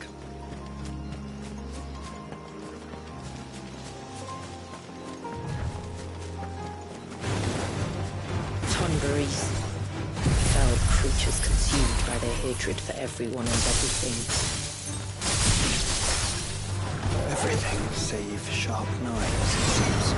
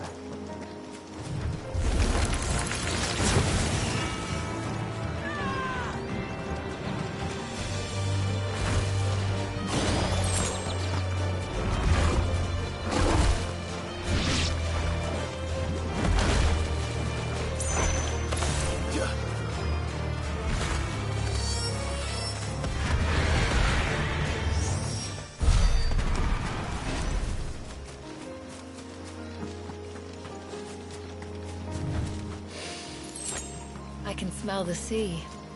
It's not far now.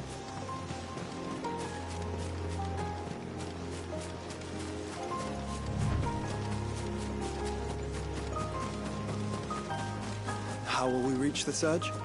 We'll follow the coastline north. There's a bridge that'll take us across to the cape.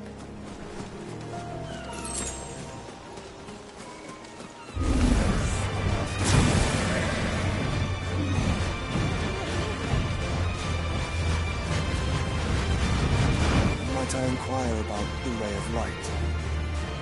It's what prevents the surge from being reclaimed by the sea. And Dwalius by his people.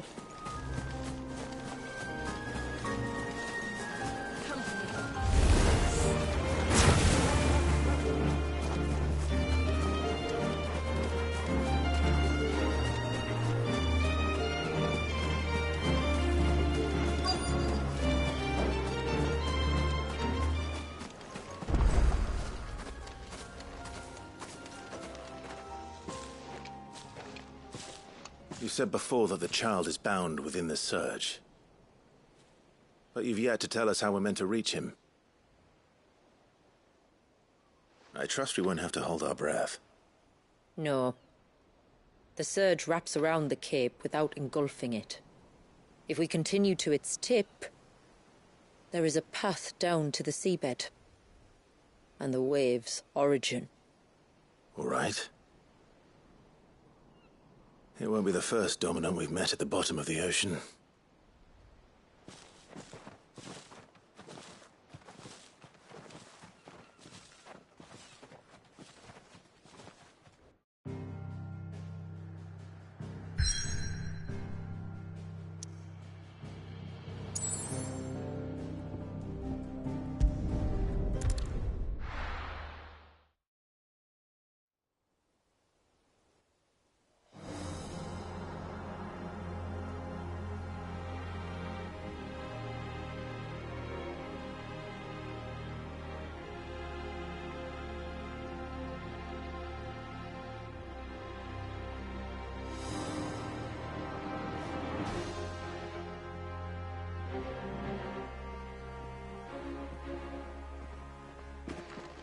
It's not much further now.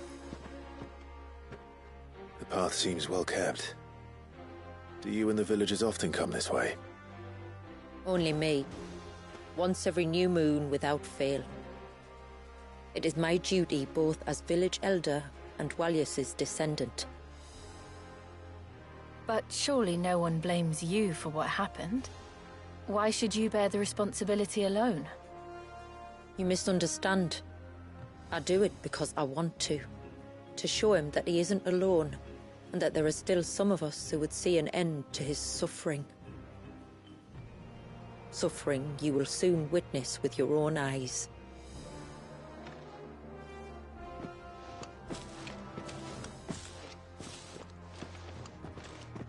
The forest grows quickly here. Left unattended, the path would be reclaimed in a matter of moons.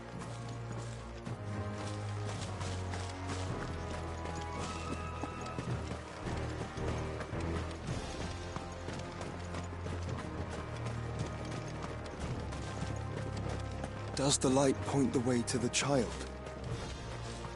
It does indeed.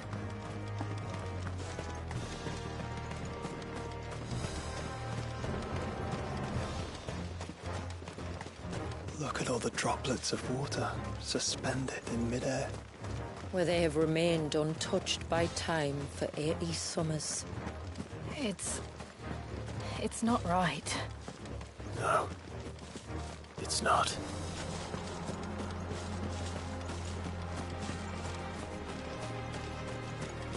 There. Up ahead.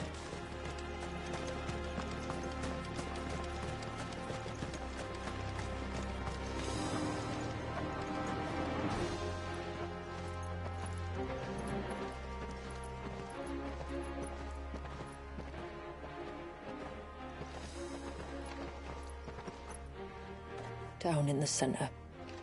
Follow me.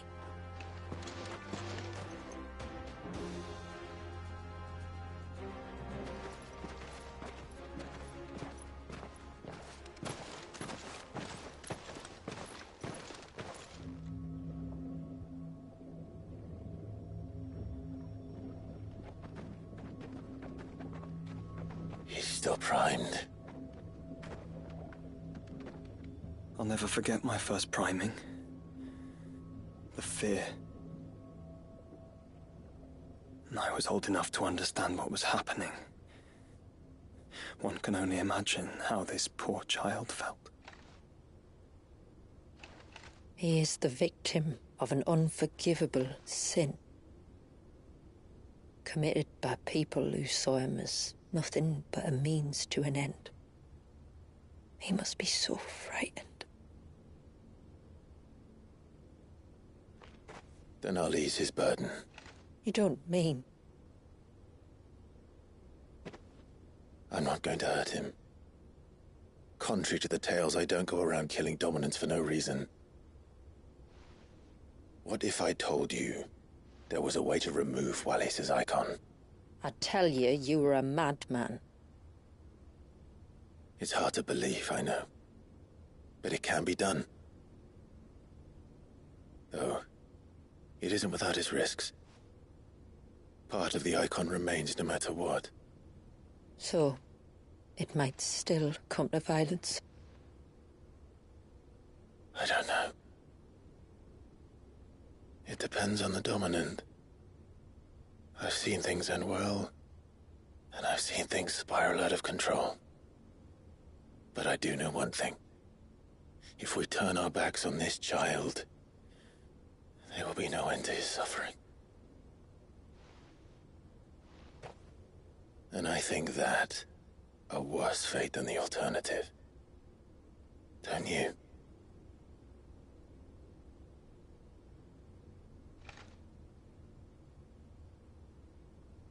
Very well. Do what you must. And whatever happens, I will own the consequences.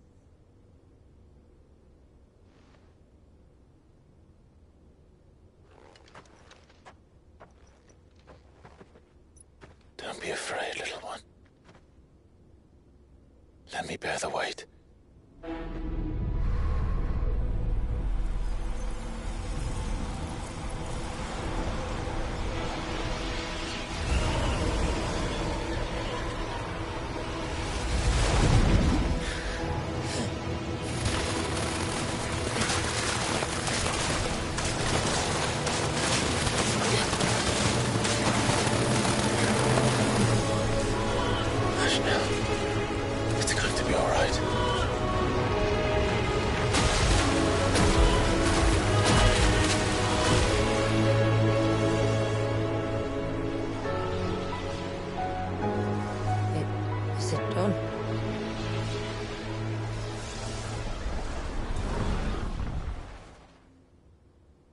think so. I can feel the icon inside me. But something's wrong.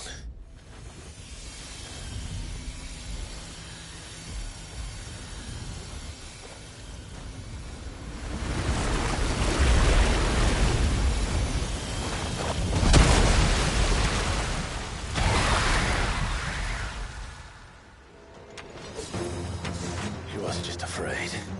He was angry. All right. Let's see what you've given me.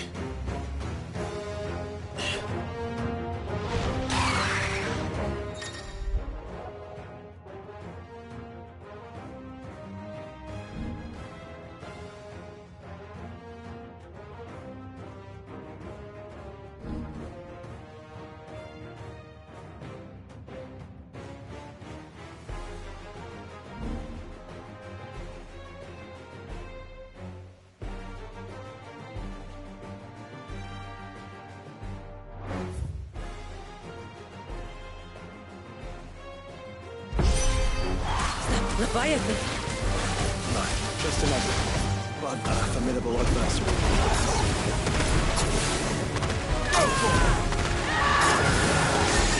Oh, look. It has friends.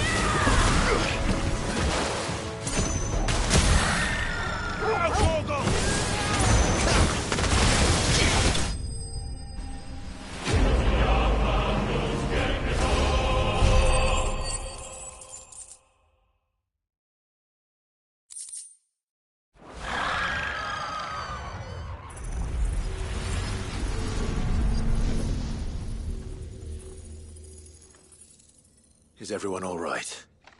He seems calmer now. You said Walius was frozen in time. But he knew we were here. How?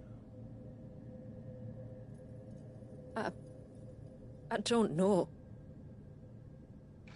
He's never reacted to anything or anyone. Until now.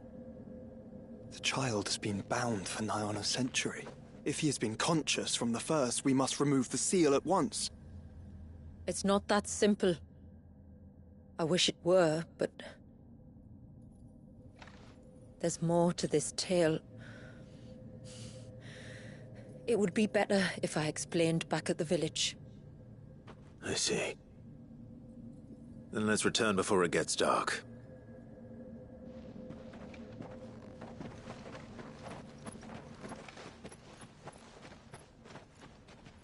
I'm sorry, Walius. I will make this right.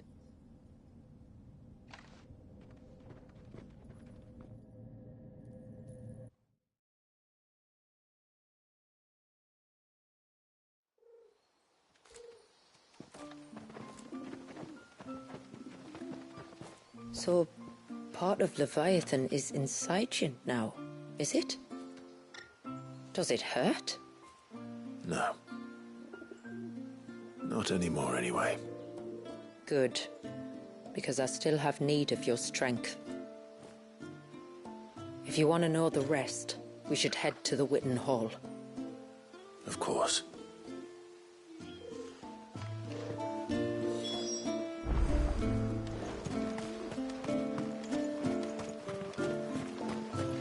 Look there! Chimney's back.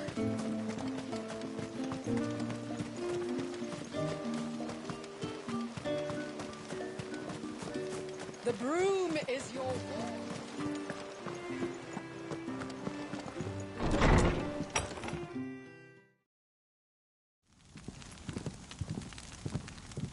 To understand the spell which binds Walyas, you must first know who we are, and what drove my forebears to commit such an atrocity. This tapestry is our story, the one that brought us here. After generations of wandering, my people sought refuge in northeastern Storm, some 170 years ago. But in exchange for our safety, the Gregorian Church demanded we renounce our faith, and branded us heretics when we could not. To be exterminated, as a lesson to others. And so was it chronicled in the imperial histories, for anything less would have made the Church seem weak. Yet a handful survived. The few who did fled north and west, and in doing so discovered two things that would forever shape our fates. The first was an old legend, revealing how to make your very own Mother Crystal. I've heard that one before. Yes, yet it gave them new hope, however false. Our ancestors convinced themselves that they could recreate the divine if they could only find a strong enough heart. A living being capable of channeling torrents of ether. And the heavens provided. A dominant Walyas. They'd stumbled across a nostrum in an ancient ruin, which they believed could provoke a sudden outpouring of a creature's ether. They meant to enrage his icon. Leviathan would have destroyed everything, had our people not made their second important discovery. A means to stop time itself. Where did they find that? The Northerners had no such magics, or they would have used them. When our ancestors first arrived, the land was uninhabited, save for an old witch who lived on the highest peak. Her body had been consumed by the curse, a cruel payment for her long years of service to the Northern Thanes. So desperate were they to prevent the fall of Drake's Eye, they'd forced her to devise a spell to stop time. But Drake's Eye did fall. It did. When she finally perfected the necessary magics, it was already too late. As punishment for her failure, the Thanes exiled her to this forsaken place to live out the few days she had left. Knowing her suffering, our ancestors cared for her as best they could, and in return, she gifted them her spell. That even though she should die, her legacy might live on.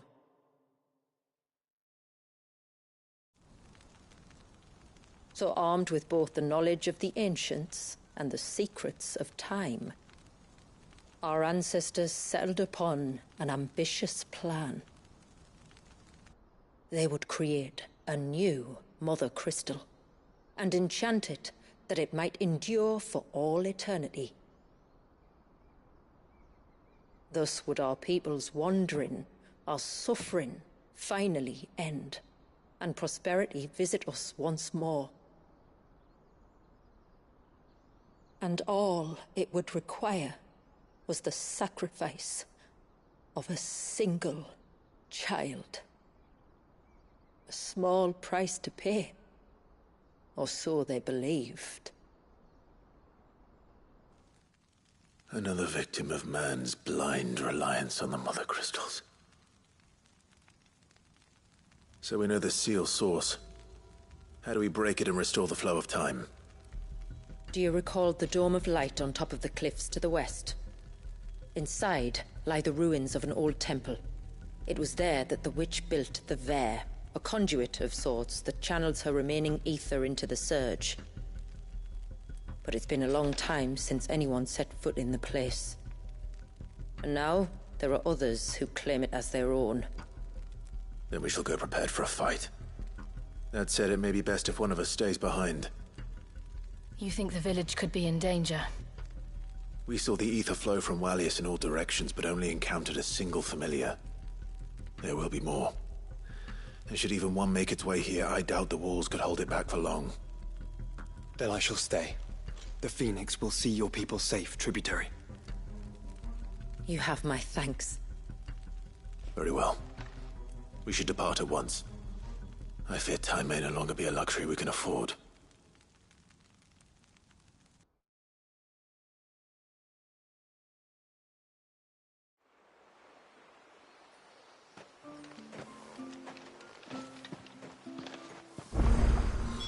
The Vare is not easy to find. We must first head north, and then west, deeper into the forest.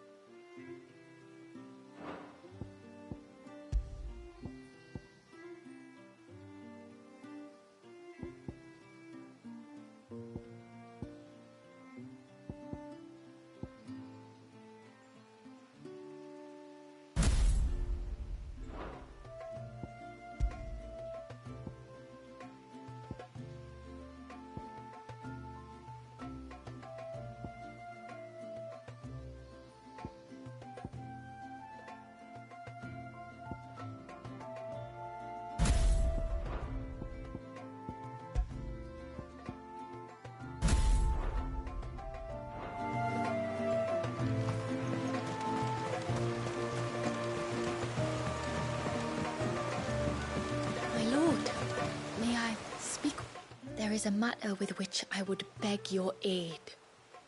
Of course, what is it? Please, not so loud. Something serious, then?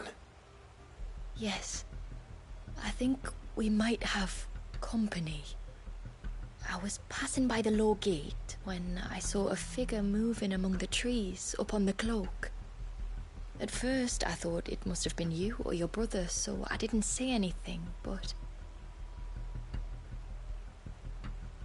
the more I think about it, the more certain I am that the figure looked familiar. And you're sure it wasn't one of the other villagers? Positive. I think it was someone from outside the wall who has found his way inside. Of course, it could just be my imagination playing tricks on me. I only caught a fleeting glimpse, and it might have been you or your brother. But if it is who I think it is, we cannot allow him to leave now that he knows we're here. Would you go and see? He won't try to hurt you, believe me. Given what lurks in the forest, the only one likely to get hurt is him. Very well. Whether the man you saw is who you believe him to be or not, we need to know. It may yet be someone else entirely. Someone who means your people, or my people, harm. Perhaps. Just promise me that if you do find someone up there... Don't worry. I won't draw my sword unless I need to. Thank you. Yamila, this man you saw, might he be the customer you told me of? I fear so.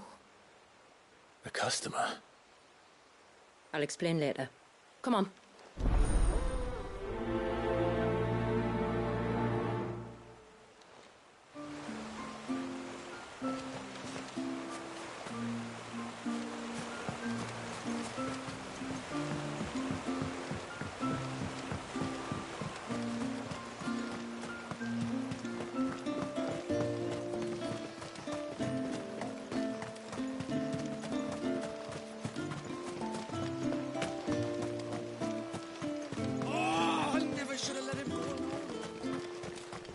Stranger. Are you a rider by any chance? I am. What gave me away? Oh, I can smell it on you. The scent of the stables. And not just any stables. Something tells me you've never been one to ride half-starved birds with chine-gall and wet beak. If I had a guess, I'd say your bird eats only the finest greens and has her feathers groomed twice a day with a curl hairbrush. Nothing but the best for my Ambrosia. Ambrosia, eh? Pretty name. What's she like? Well, she's tall and strong. And her feathers are as white as snow. You're joking. You've got a white chocobo. I have, yes. I suppose they are rather rare. This I've got to see. Can you bring her here? I would if I could, but I doubt Shula's skiff could hold her. Me dad's got a boat. And he's ferried chocobos before. You could get him to bring her. It'd be perfect timing and all. He's preparing for a trip beyond the wall as we speak. I'm sure he'd help you if you asked. He would. Well, I don't suppose it would hurt to have Ambrosia around. All right then. Where could I find your father? He'll be in the storehouse on the other side of the brook. Tell him Manda sent you.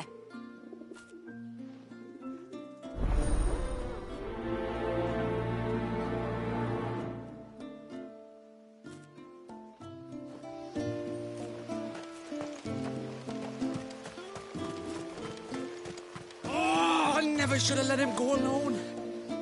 Ty, take me. What am I gonna do? You've got to help me. Shula said you were a force to be reckoned with. Are you? Why do you ask? Hey? Oh, sorry. I should explain. My name's Kitav. I'm worried about a friend of mine. He went into the forest and he hasn't come back. Would you help me find him? I can try. Tell me what I need to know. Of course.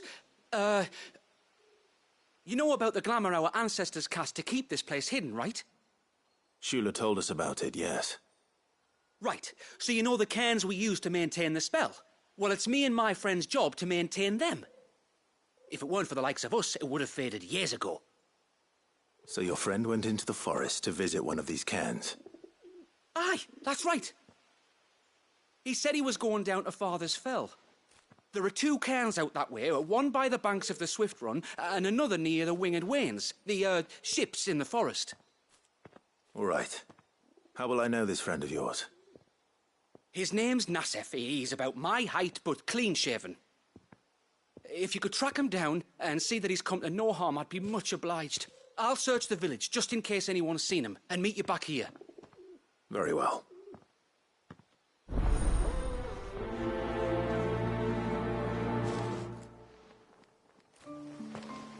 One cairn by the ships, another by the river.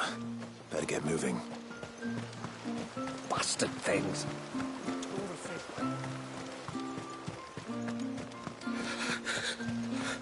I can't. Just try to breathe. That's it. Is everything all right?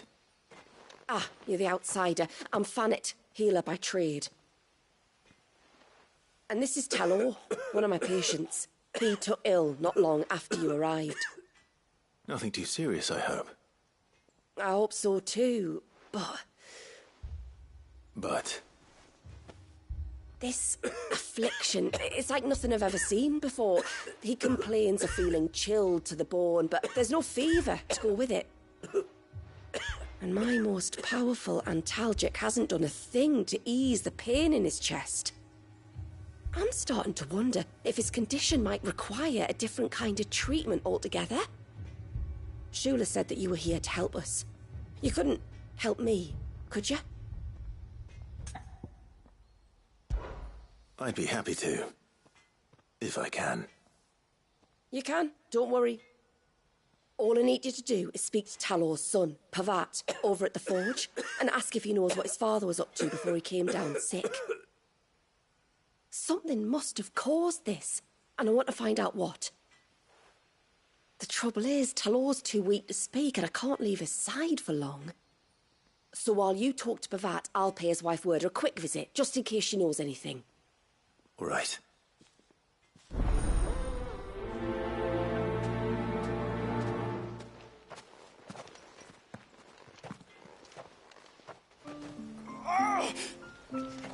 Leave me be.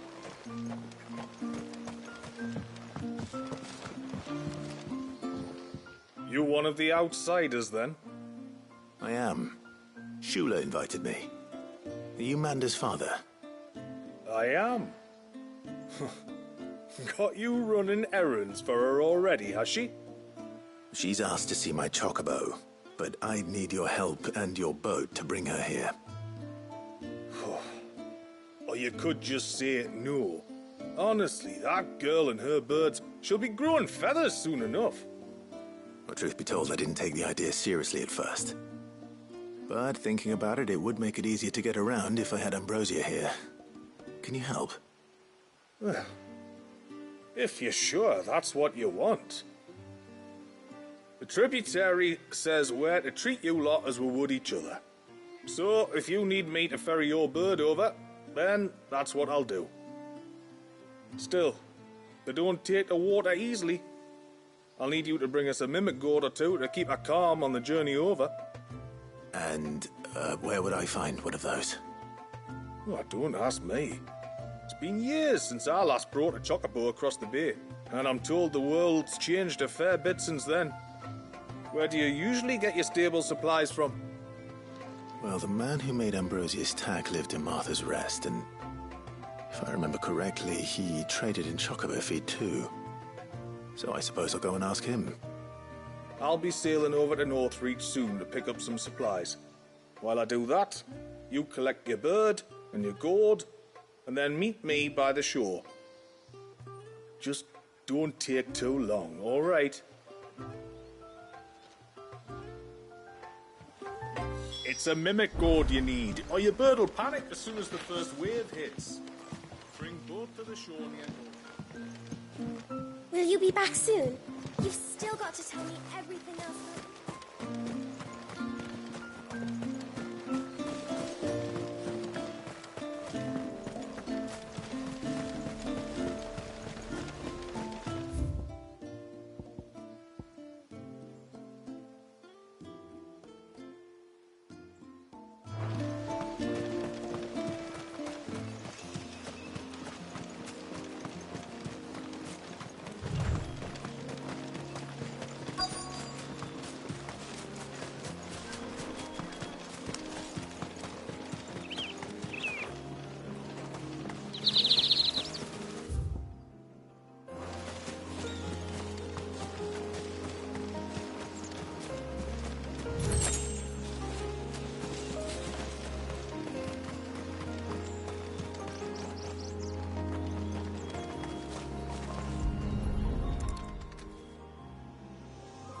bottle.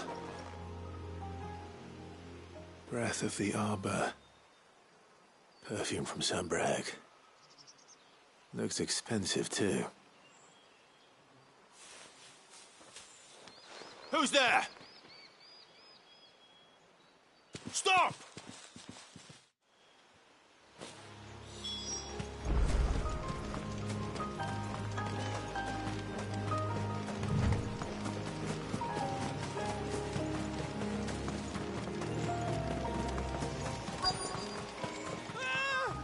No! No! Hang on! I'm coming!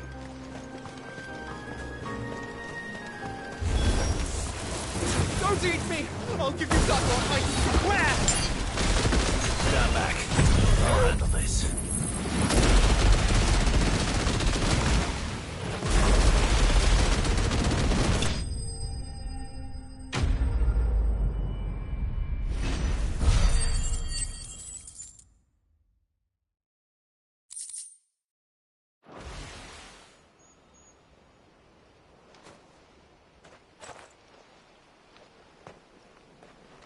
Are you all right? I'm more than all right. I'm saved! Oh, I could kiss you! Maybe you should introduce yourself first. Hervey! I knew it was you. What are you doing here? I came to see you. Oh, my little canary, it's been so long. Thank you for saving him and sparing him. Who is he? Hervey, one of many clients from my employment beyond the wall. One of many clients? We spoke every night of our plans together. Whispered songs of love into each other's ears. And then you upped and vanished without so much as a word. I left you a note, didn't I? I told you I was sorry, but that we could never be together. That I could never abandon my family. And I told you not to look for me. How did you even find this place, anyway? The flame of your love was as a beacon in the night that guided me to you. Hervey.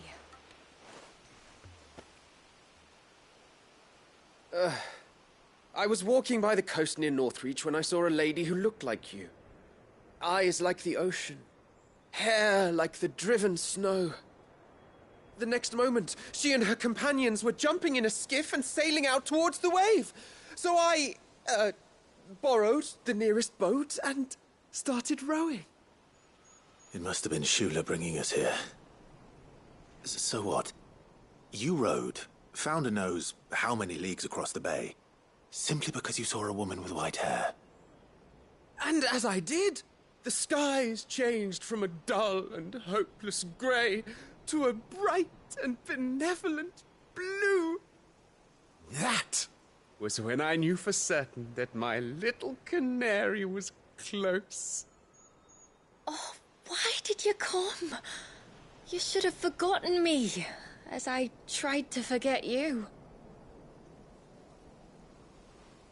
I cannot leave my people, Hervey. And now that you know about this place, neither can you. We must return to Haven and accept my family's judgment. I'm to meet your family. Oh, my little canary.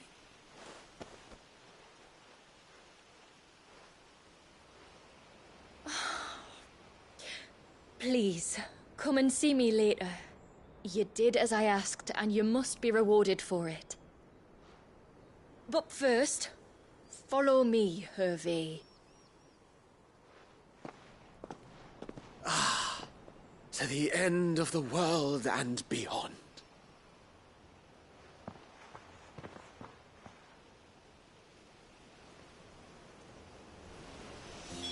You should never have found this place. How could I be so careless? Don't blame yourself. I doubt anything could have kept that man away.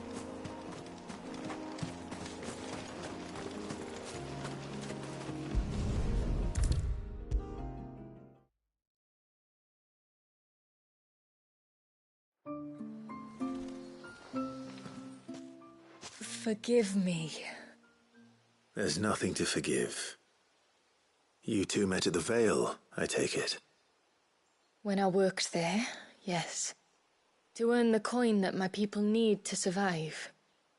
Though Mysidia is our sanctuary, there are certain necessities that it cannot provide. And for that reason, some of us seek employment beyond the wall. Yet few are the opportunities for followers of a strange faith in a strange land. And so you supported your family as best you could? I did. And I have never regretted it for a moment. I found a second family in the Vale, and in the Dame, a second mother. I also found Hervey. But our love could never be. I knew that if I revealed my secret to him, I would be putting my people in danger. But that if I did not, I would be living a lie, unable to return home. What will happen to him now? Since our people settled in Mysidia, uninvited visitors have been few and far between, but not unknown. Explorers, survivors of shipwrecks, none lasted long. I see. That was before my time, you understand? I've never had to make a decision like this before. Yamila, know that I do not blame you for any of this. It was me who decided to make the trip to shore. Me who exposed our secret. This was my mistake, and I shall bear the responsibility. Thank you, tributary. I only beg you to remember that Hervey means us no ill will. He's just a fool. A fool who loves me. I will take that into consideration. But yours is not the only voice I must listen to. The whole family must be consulted, and it may take time for me to arrive at my decision. I hope you understand. Of course, tributary. However long it takes. Come what may, I thank you, my lord, for bringing us back together.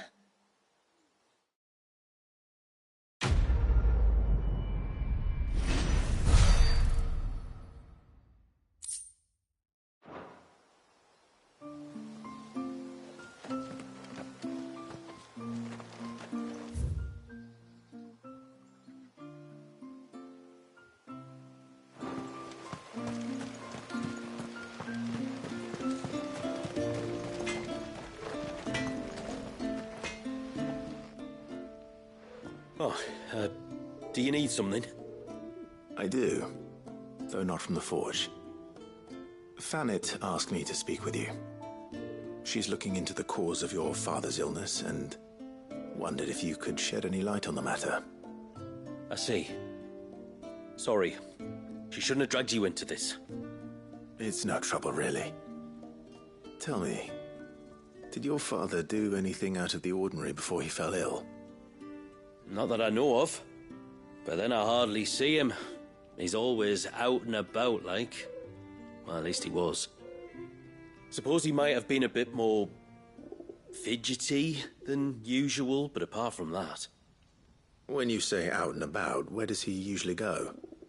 Just round the village. Wanders over to Blasia's place most days.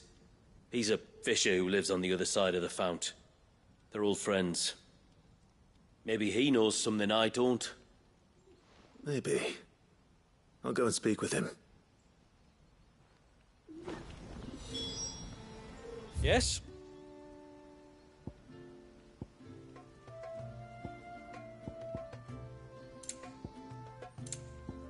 No sign of the child. You don't...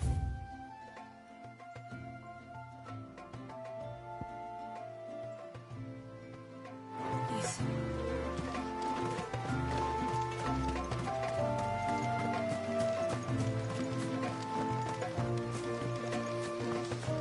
Oh, ceaseless rill, guide thy bounty.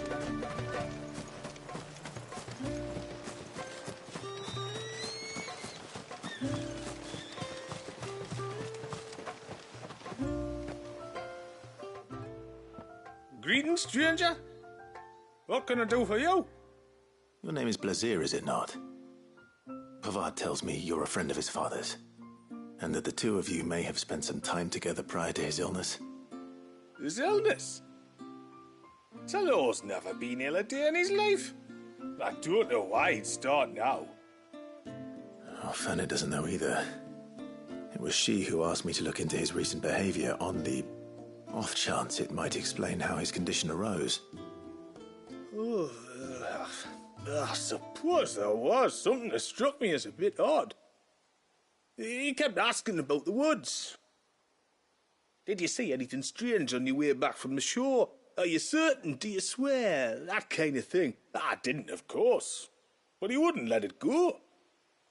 It was like he was expecting something to happen. It was just a matter of when.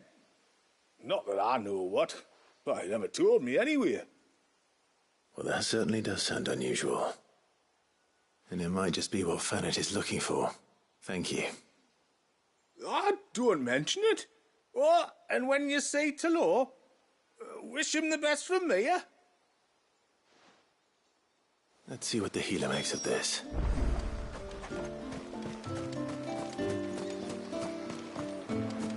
If we pick too many of the flowers...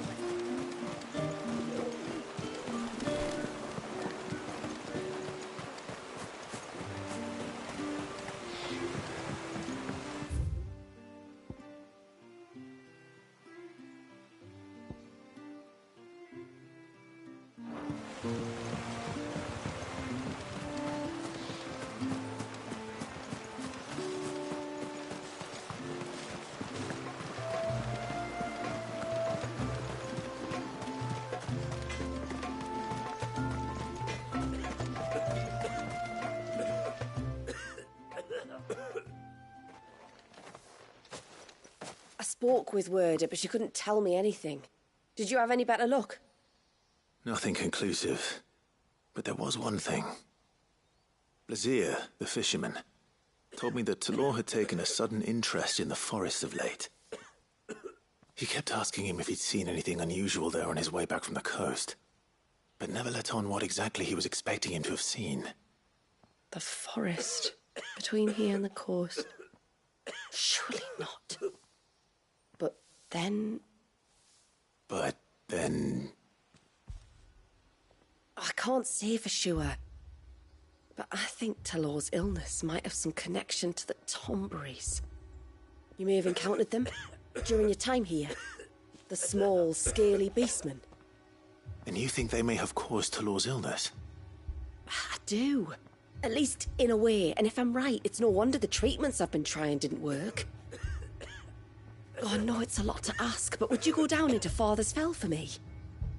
There's an altar there, and if my fears are true, an offering upon it.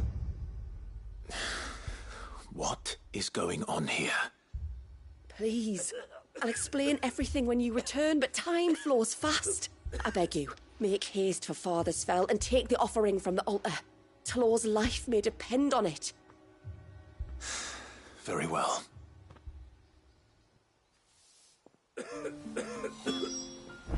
There's an old altar in the forests of Father's Fell where the Tomberries sometimes congregate. If you leave now, it might not be too late. There we go.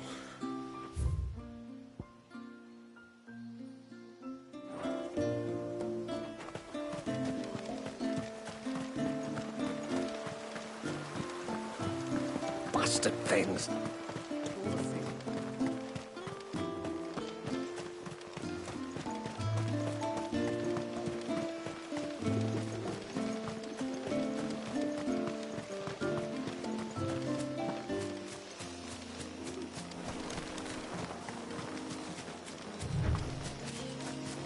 Before, we turned east at the shipwrecks to reach the coast. Now we must head in the opposite direction. Left it is, then.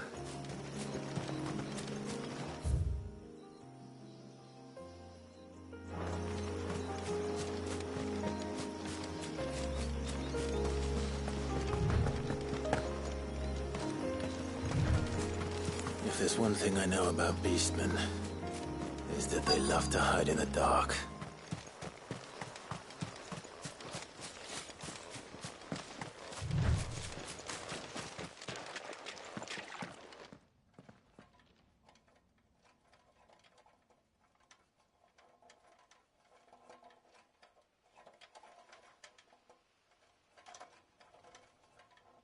What are they up to? Some sort of ritual.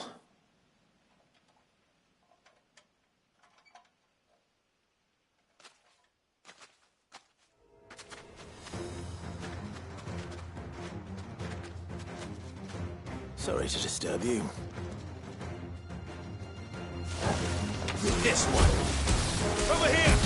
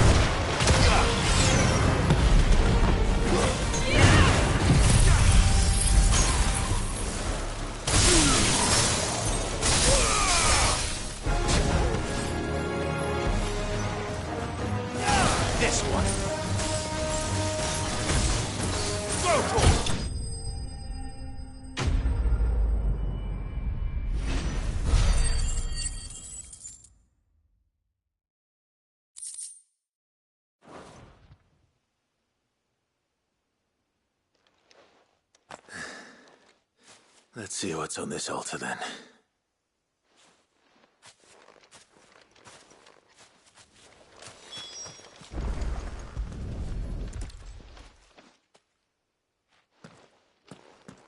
A silver chain. I doubt the Tomberries made it. This must be what Fannet was talking about.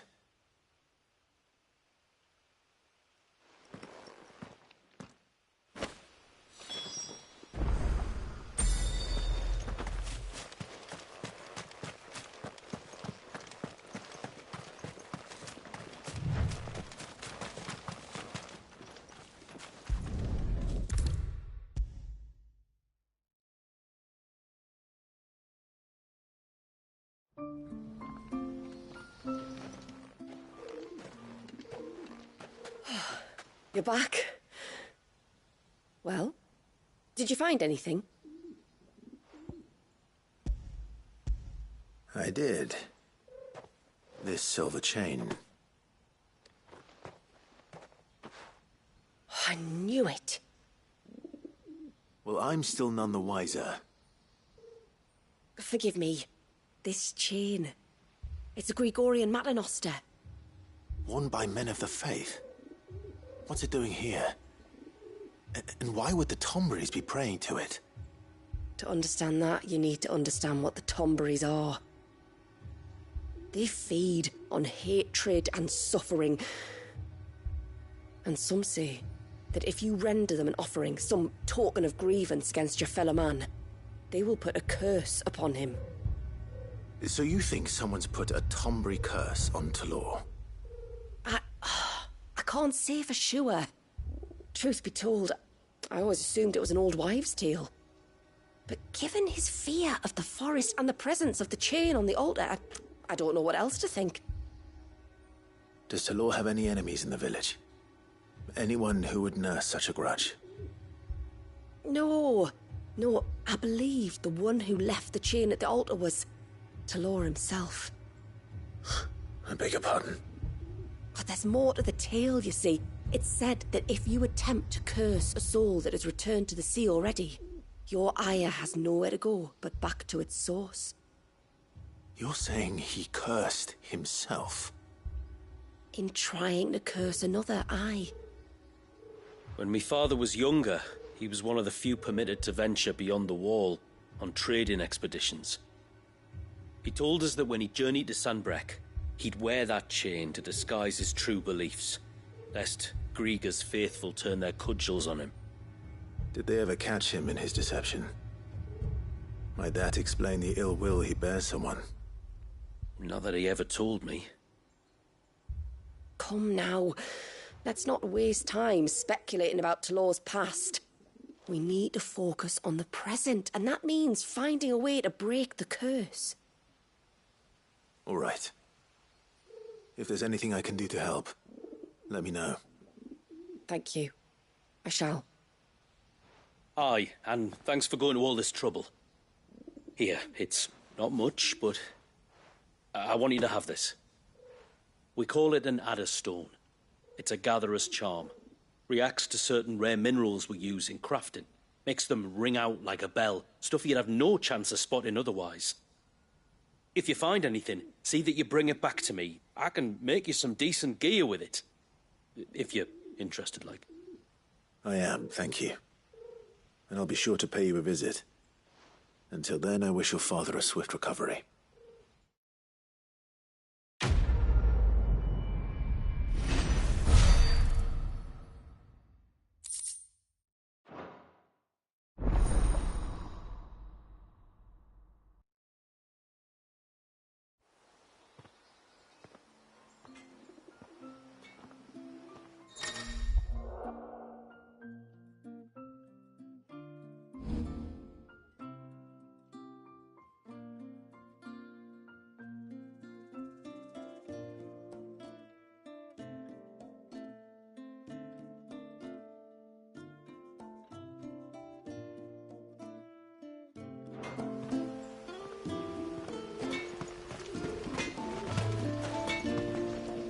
Yes?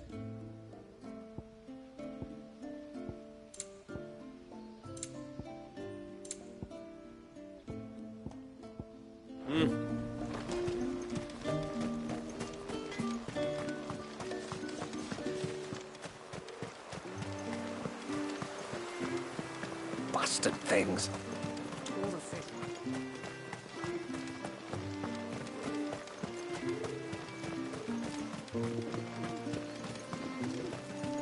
And once everyone left me happy. After the fall of our ancestors' mother.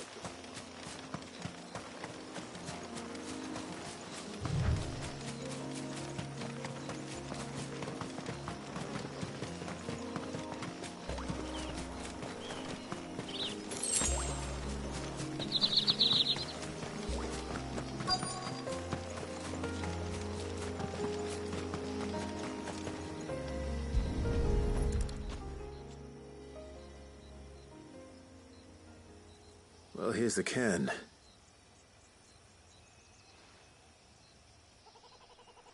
But no sign of Nasef.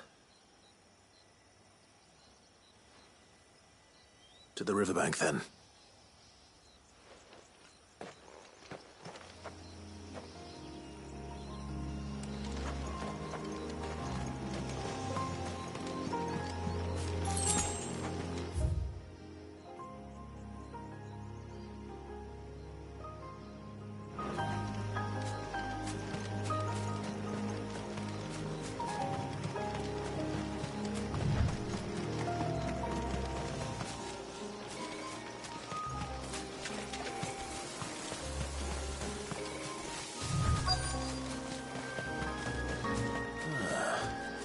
Who have we here? I'm looking for a man named Nasef. Aye, I know him. Takes care of the cans.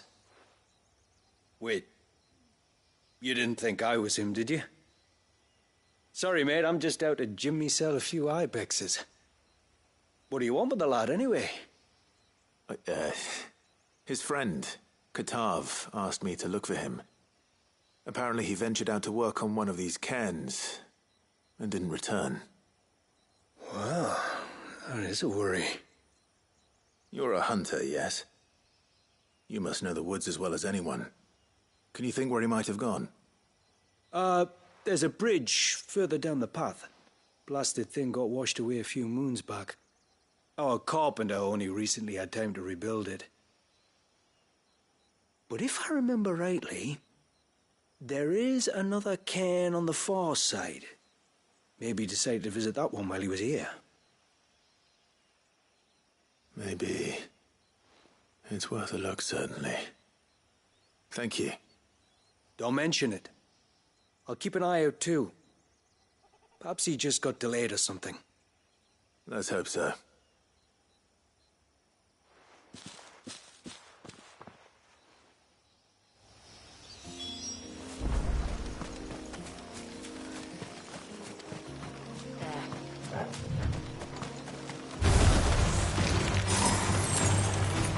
This must be the bridge the hunter was talking about.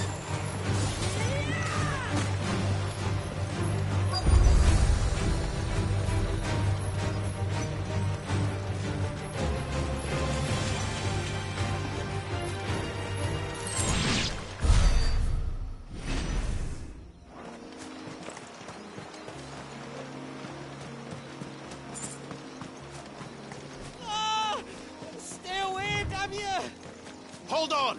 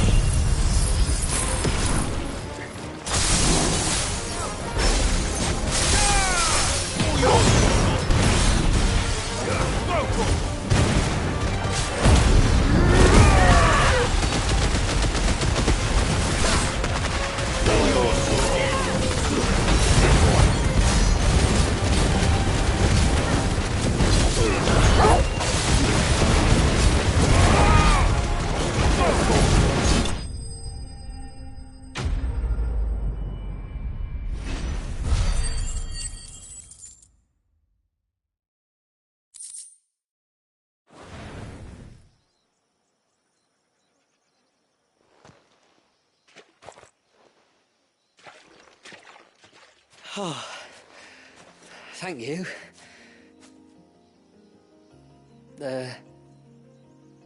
I'm the tributary's guest. And you must be Nassef.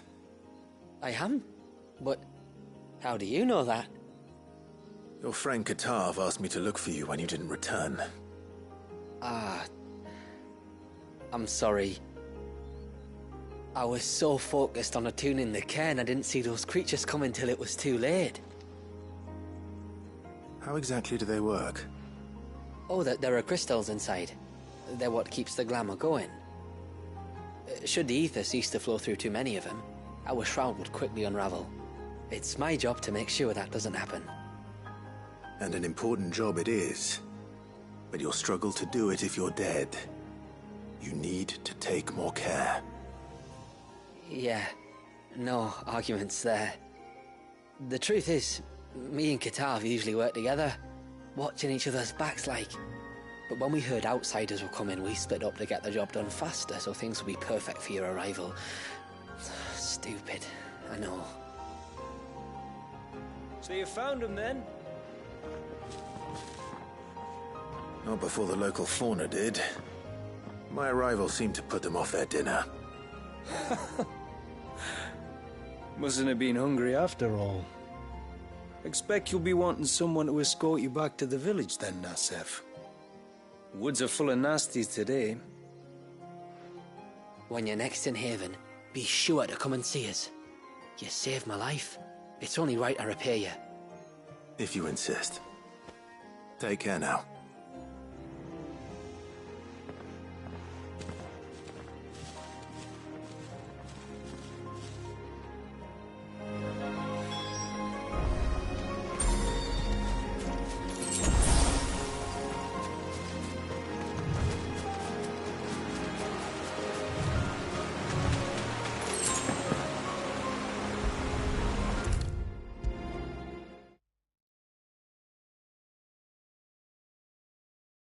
I thought I'd lost you.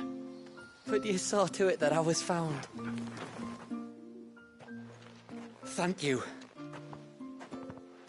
Nassef told me everything. If you hadn't got there when you did. Oh, it doesn't bear thinking about. All that matters is that you're safe. Far be it from me to tell you how to do your jobs, but don't go alone again. Or if we have to, maybe we should think about casting the glamour on ourselves to keep the wildlife from spotting us. It'd take its toll, of course, but it'd beat letting the cairns fall and having to weave the entire spell from scratch. Imagine if we had to do that. I'd rather not.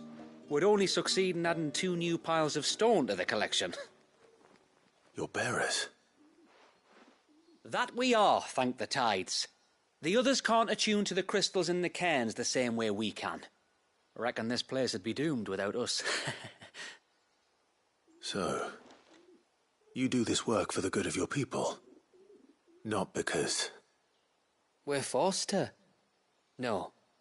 From what I've heard of the way things work on the outside, we were truly blessed that our rain fell here in Mysidia. Our people are few enough as it is. If we started turning on each other, kin against kin, over nothing but a stupid accident of birth, our days would be numbered. They would. Anyway, all's well that ends well, eh? Thanks to you, both of us lived to keep this place hidden another day.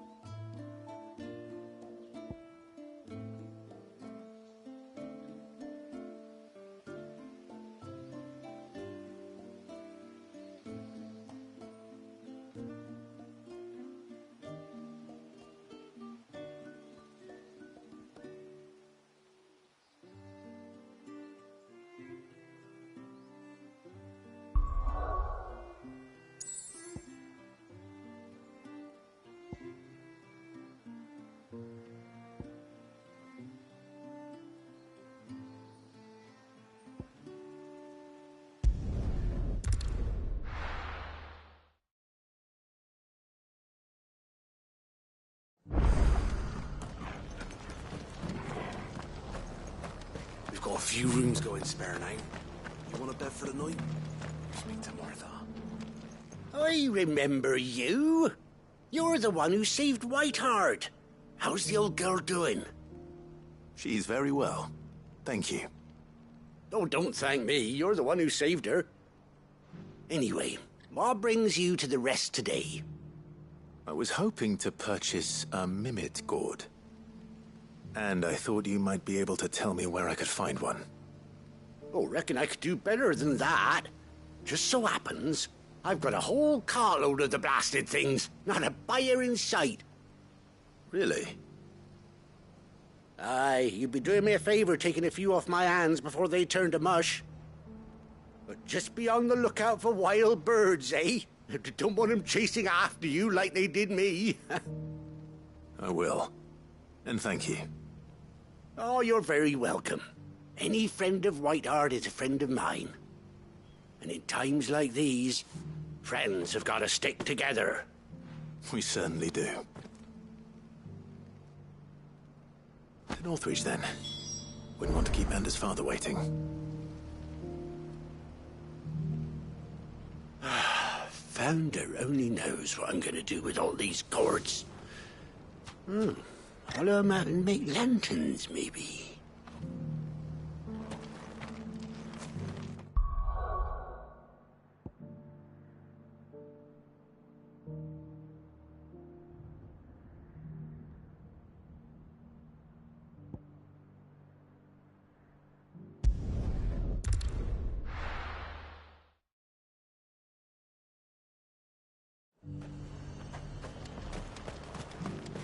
And now...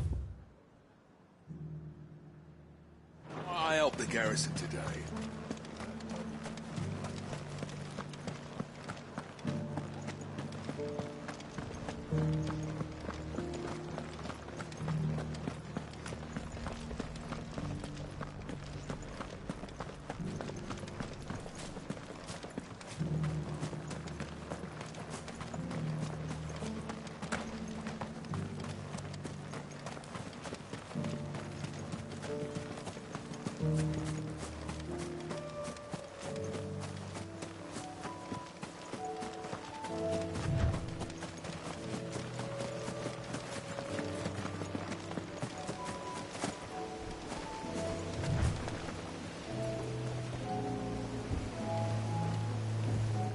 Ah, there you are.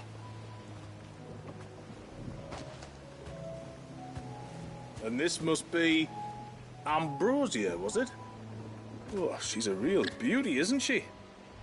I have the mimic or two. Here.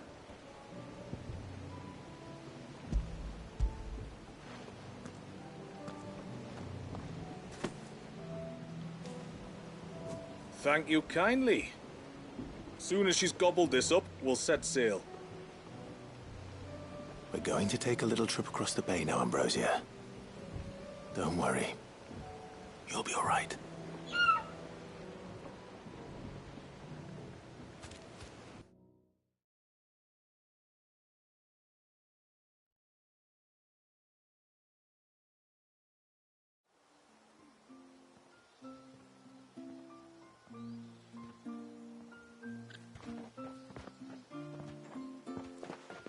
Well, we made it.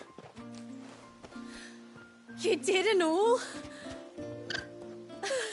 She is as white as snow. You're beautiful, aren't you, girl? Brave, too. She was calm as you like on the journey over. The mimic gourd will have played its part, of course, but passing through the walls enough to spook most birds even then. Not this one, though. Ambrosia's been through a lot. I doubt there's much that could unnerve her now. Not with a beloved master by her side. No. It's you who looks after me, isn't it, girl? Anyway, thanks for bringing her here. I hope I can breed a bird like her someday. And if you and Ambrosia need ferrying back to Northreach, you only need say the word. Thank you.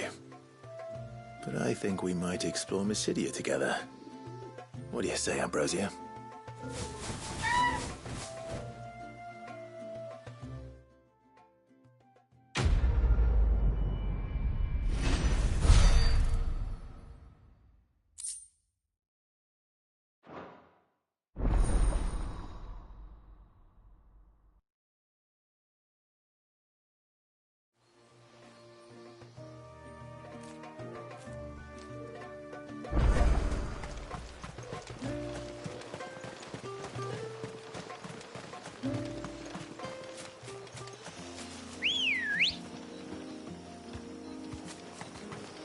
Ready, go?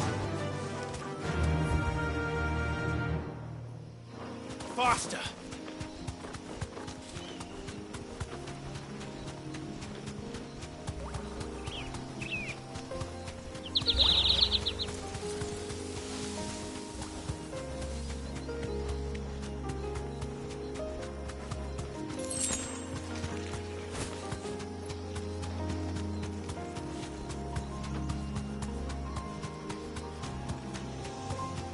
There's a large gate up ahead, and beyond it, a cluster of ancient ruins. The temple, or the Heir of Hours as my people call it, can only be reached by passing through them.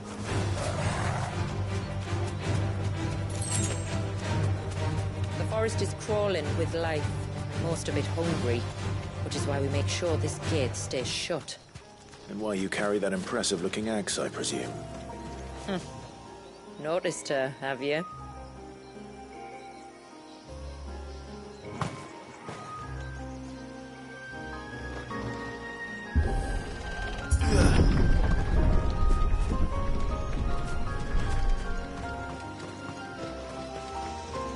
The temple is up there.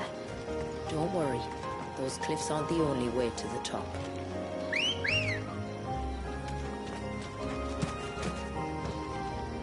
Good girl. Fly, Ambrosia.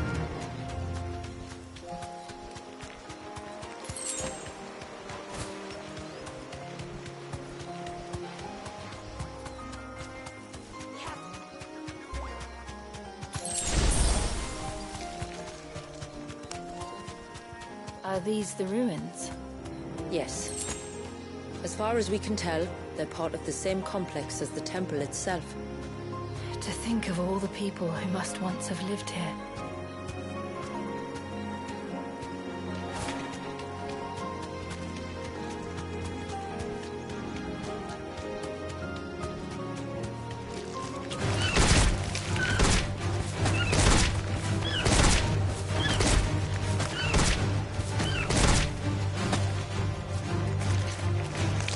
We deserve a rest.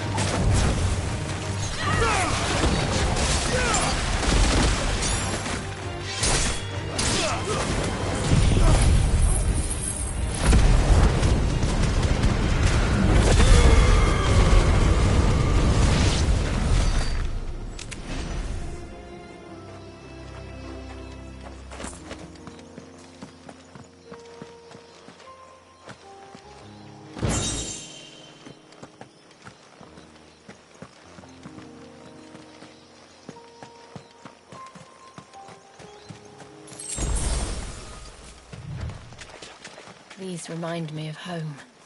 You're from the north, then? Yes. And no. I see.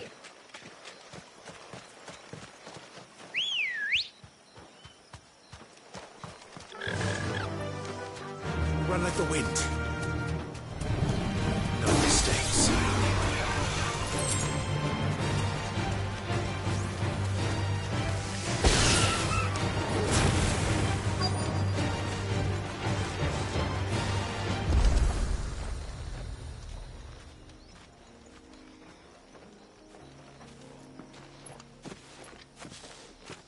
Do you see that cave up ahead? Whoever lived here carved a flight of stairs into the stone within. A way to the top. And whatever it is that awaits us there.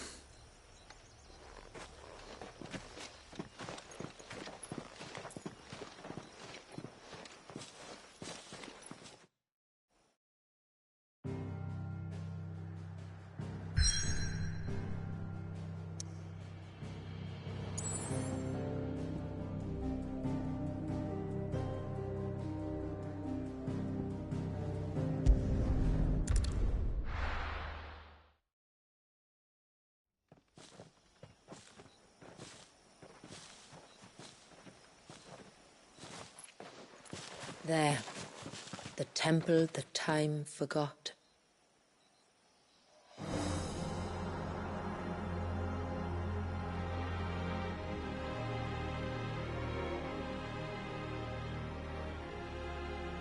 And the Ver is inside. Yes. You can see the spell's path from the nave.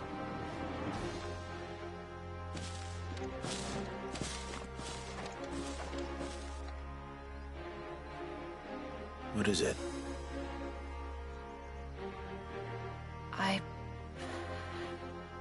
I don't know. It's probably nothing.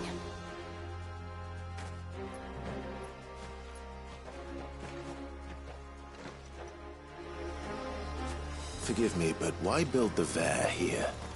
The spell was originally meant to be cast on Drake's Eye, and this was the only place with an unbroken line of sight.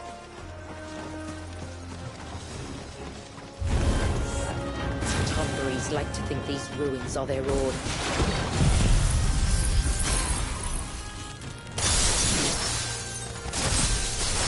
And they look none too pleased to see us.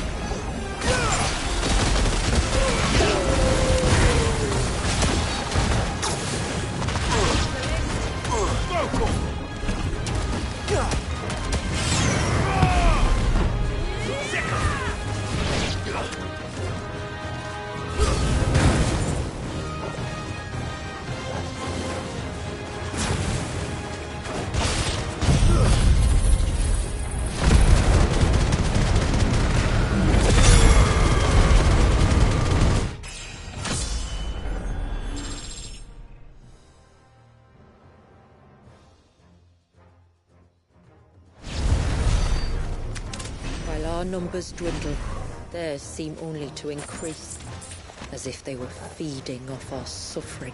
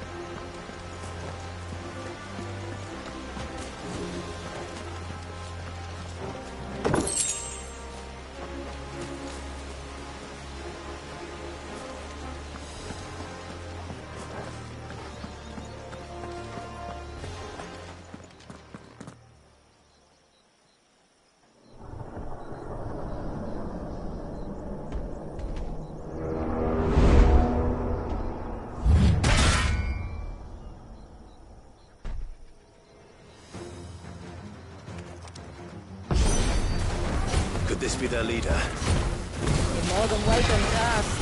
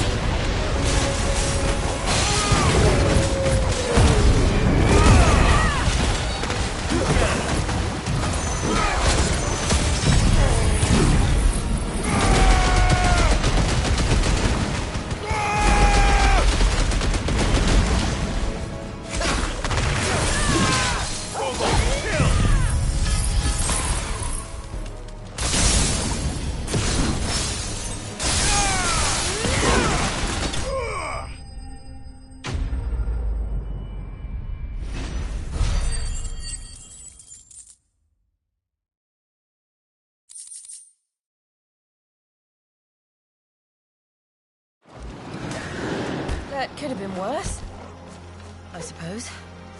Aye, well, if the forest's taught me anything, it's that there's always something worse.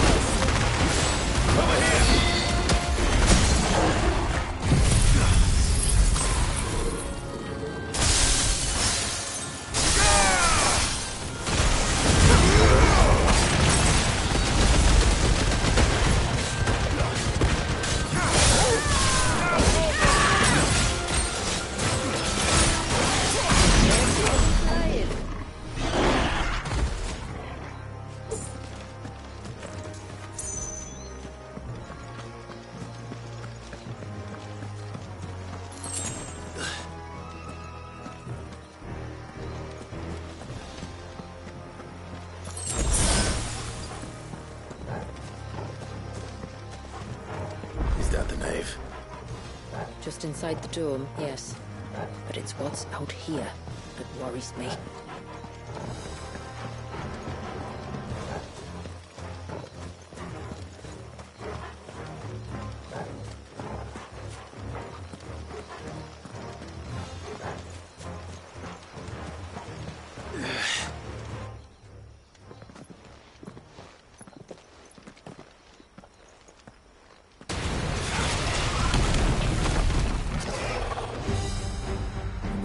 Thinking they'd all migrated south. The weaker ones did.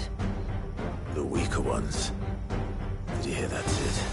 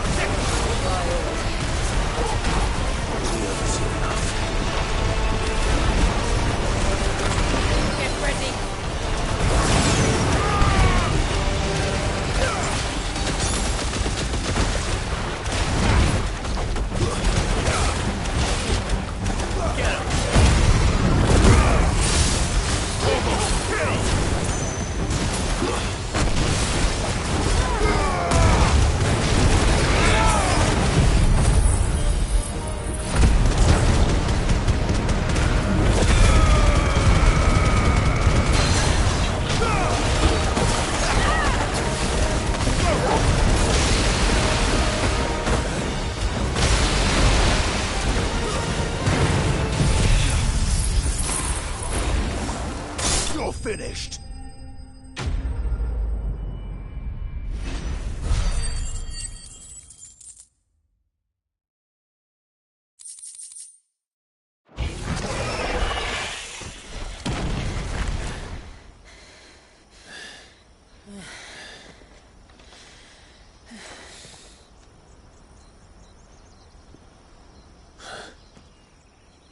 This place. It's frozen. Just like the surge.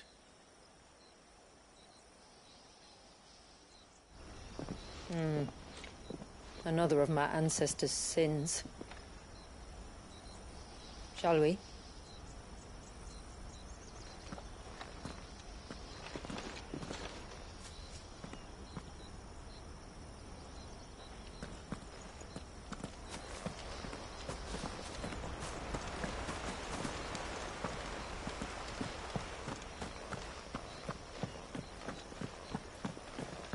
The blue veil shows the extent of the spell's reach. But I can feel its ether from here.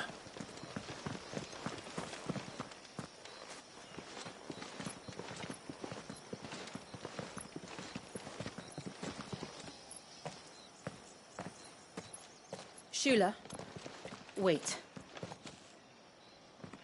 Before we cross the threshold, I'd like to know a little more about how these magics work. I assume we'll be safe from their influence. We won't grind to a halt, if that's what you mean. The spell only affects the things that were present at the moment it was cast.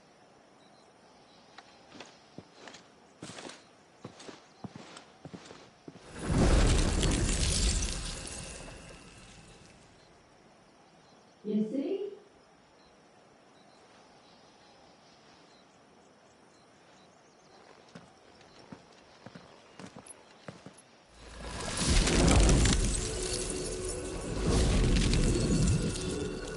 But if we can enter, that means other things can as well.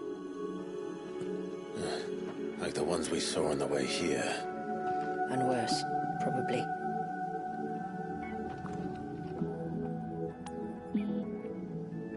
Is this Leviathan's doing? Well, it certainly wasn't ours.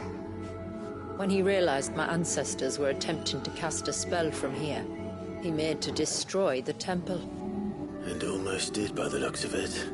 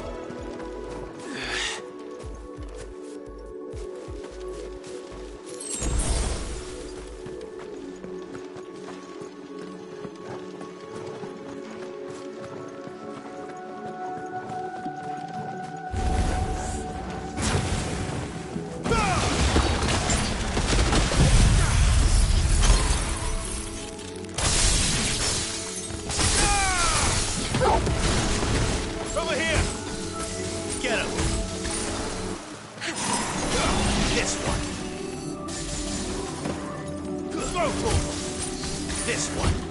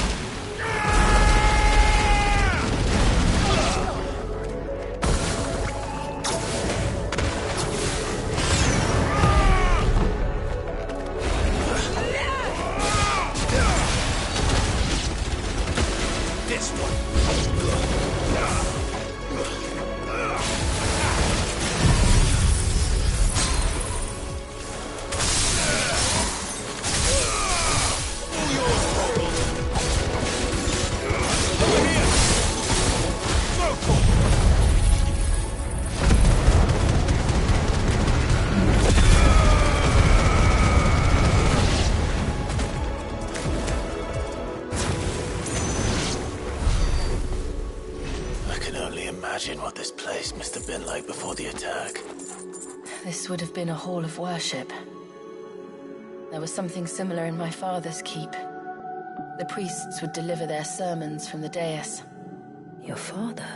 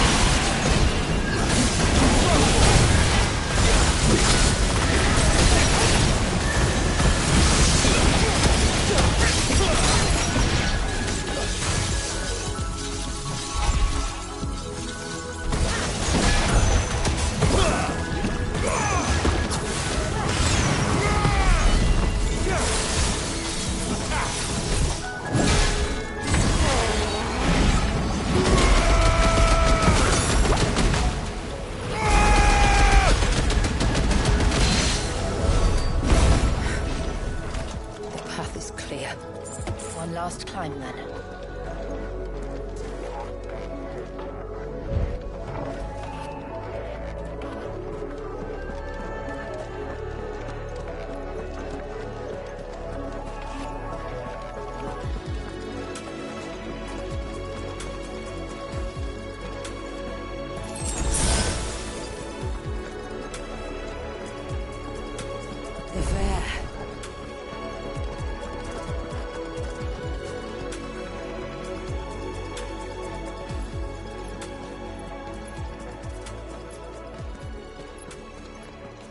By the Founder.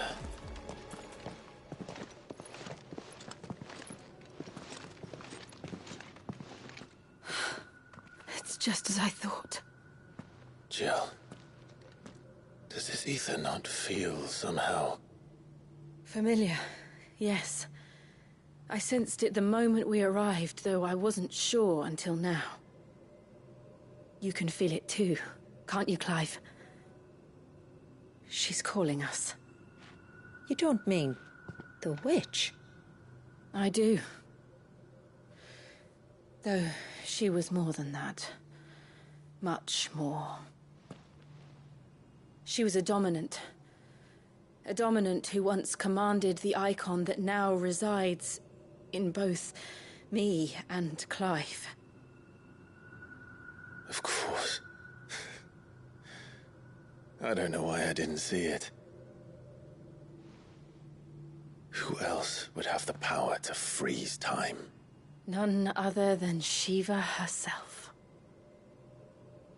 But for her ether to endure after all these years, it's almost as if...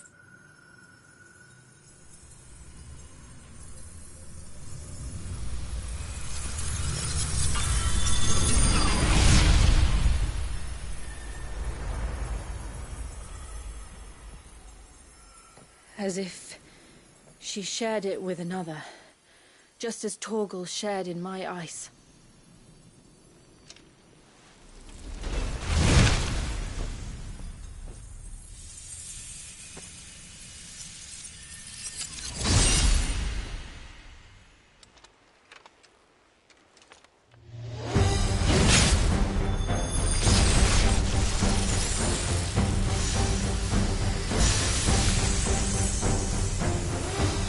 Companion. Though something tells me he's not as friendly as us. Our ancestors never warned us about this. It wasn't left here for them. I doubt they knew it existed. All yours, Torgal!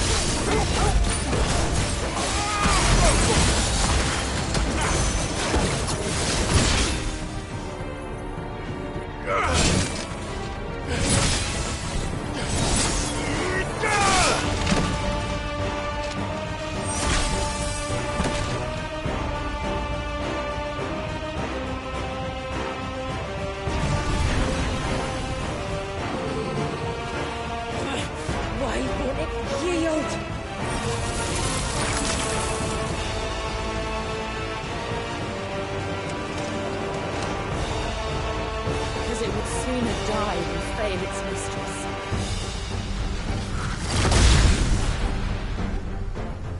That leaves us no choice. Get him! Get him!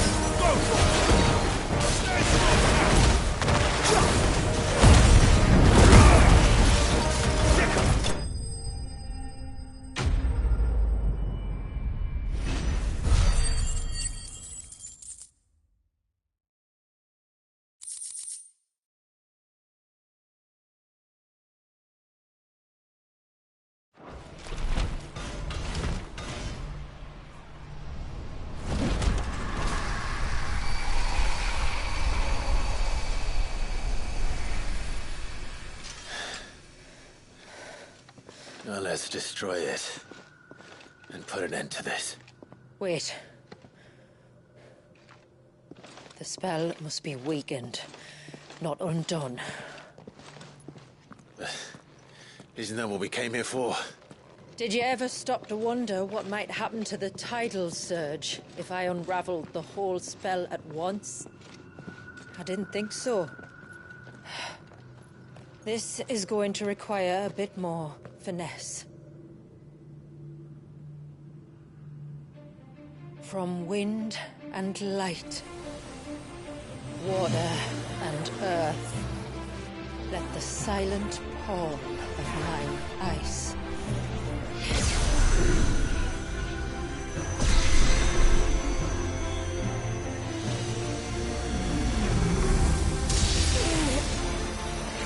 There's too much ether.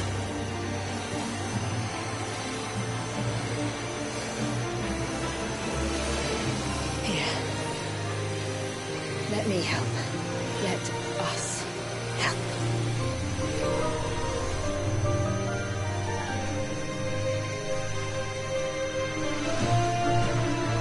Almost.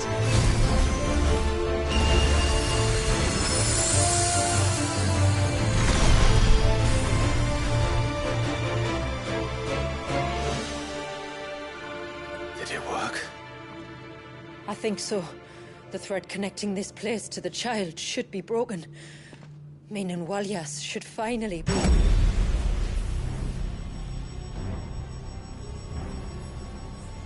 Free once more. Leviathan, our most profaned fragment, its divinity defiled by the hand of man, its spirit shackled by his hubris, till Mythos came, bringing release. Now, let the sins of man be redeemed by the hand of the servant of God.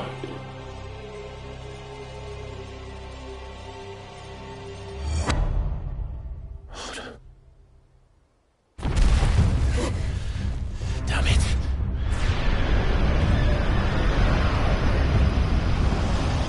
It's happening. Isn't it? It is. What is? What's going on?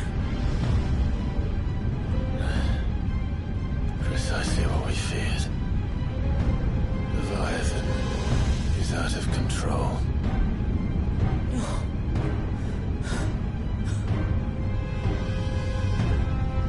Don't despair. This isn't over yet. You should head back to the village and get everyone to higher ground. As for the rest,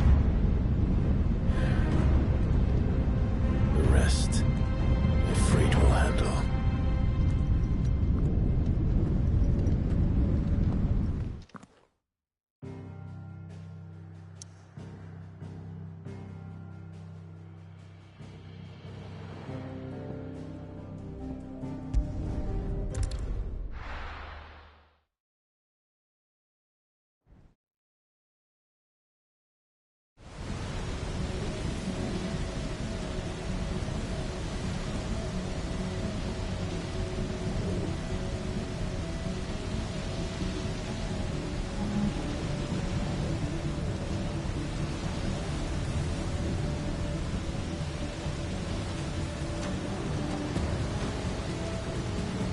After 80 years of imprisonment, I'd be angry too.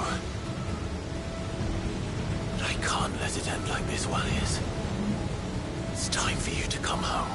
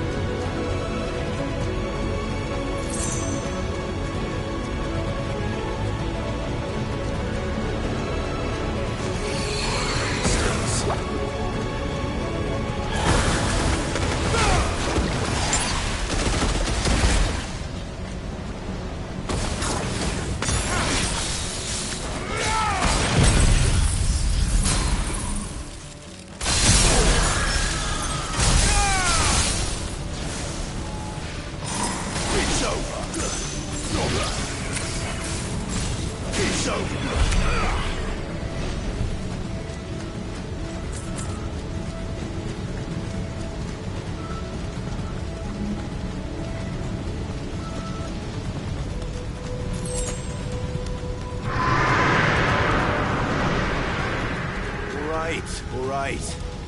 I heard you the first time.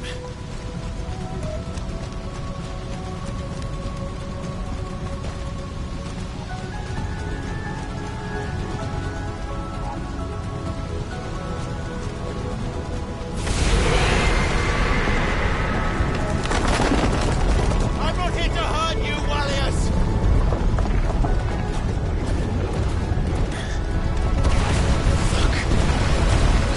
That was too close.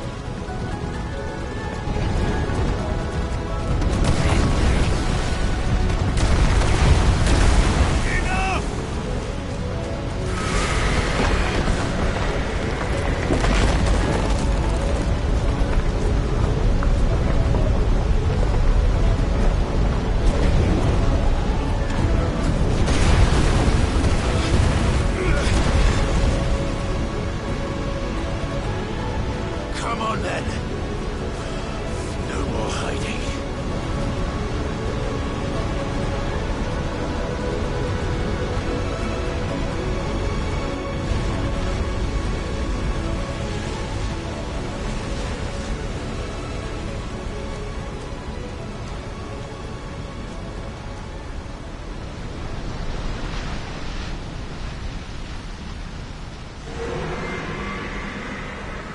Wallius!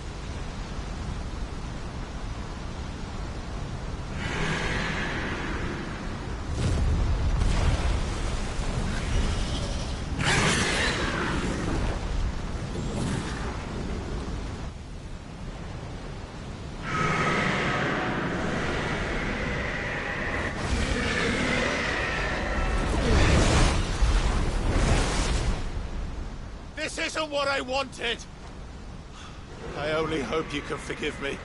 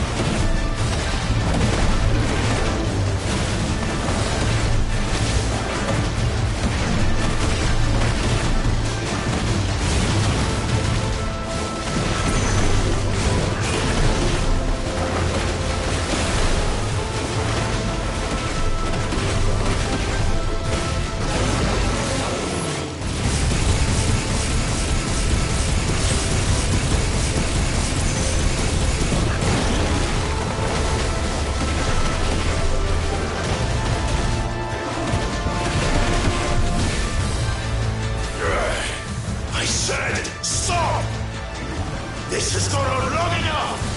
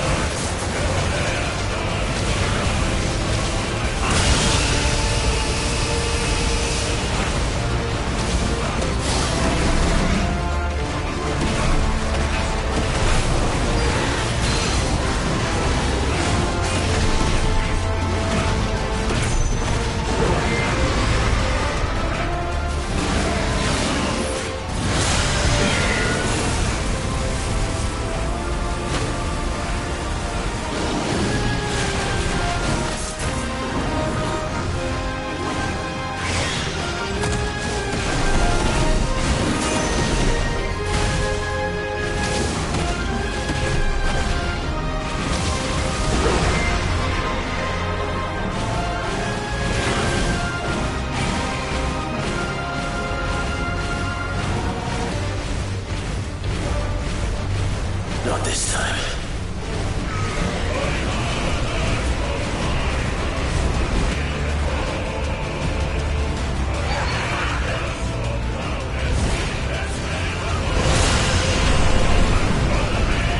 If that's what you want.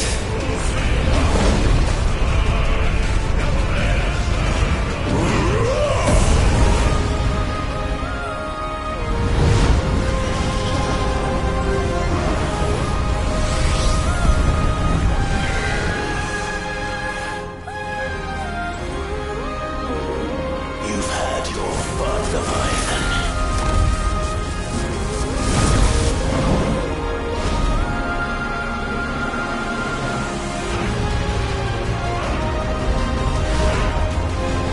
This time, you went back to sleep!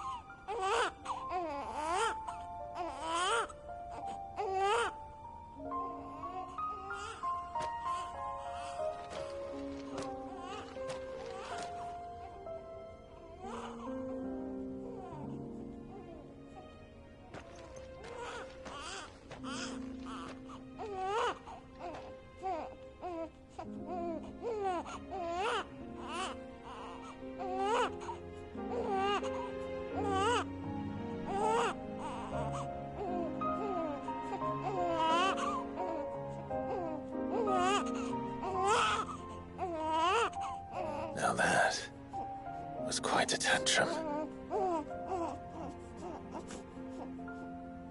Clive! Where is he?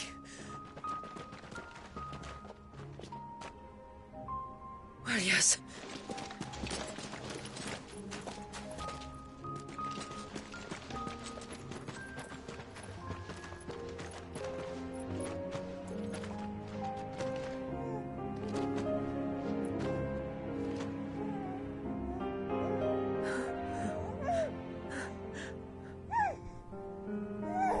He's adorable.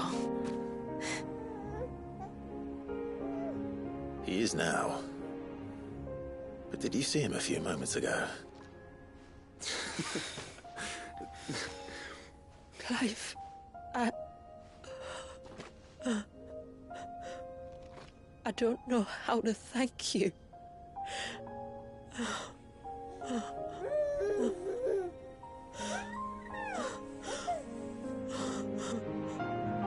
It's all right. We should find him a dry blanket now. Wouldn't want the little monster catching a cold.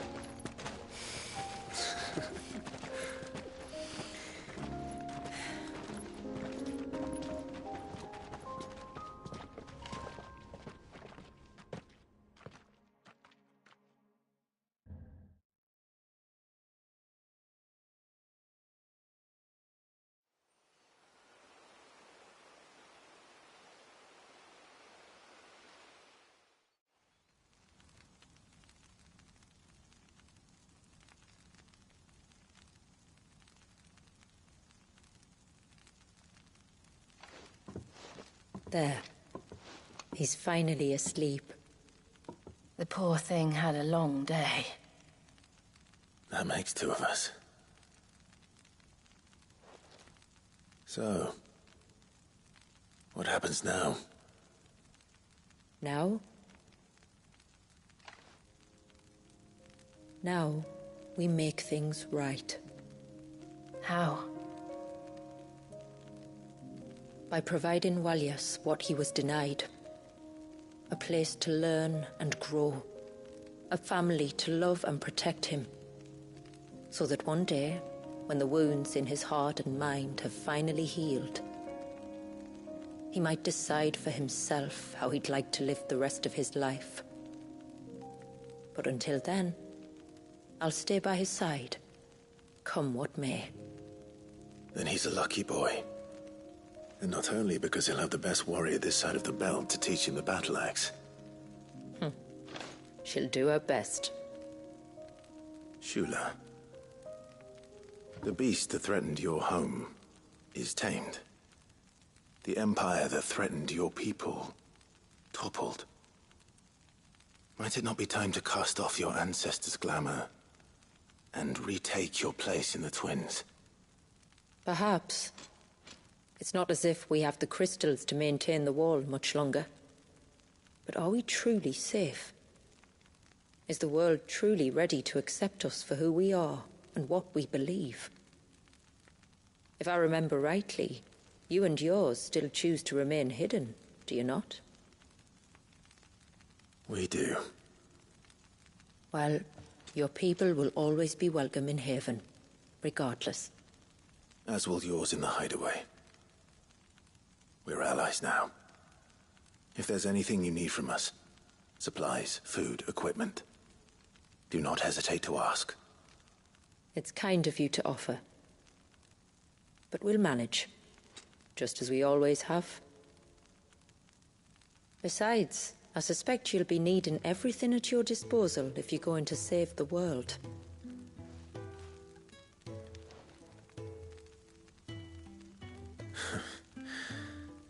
I fear much of it is past saving. The best we can do is strive to turn what's left into a world where we can all live as equals. A noble endeavor.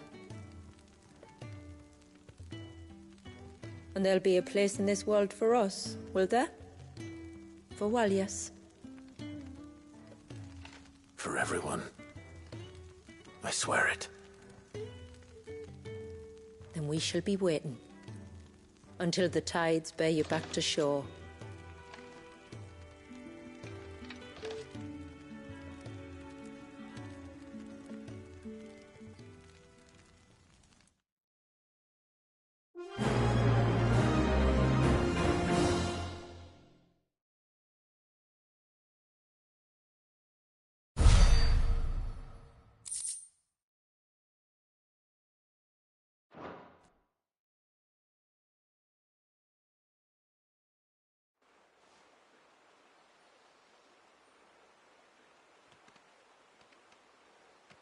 Do you think he'll be all right?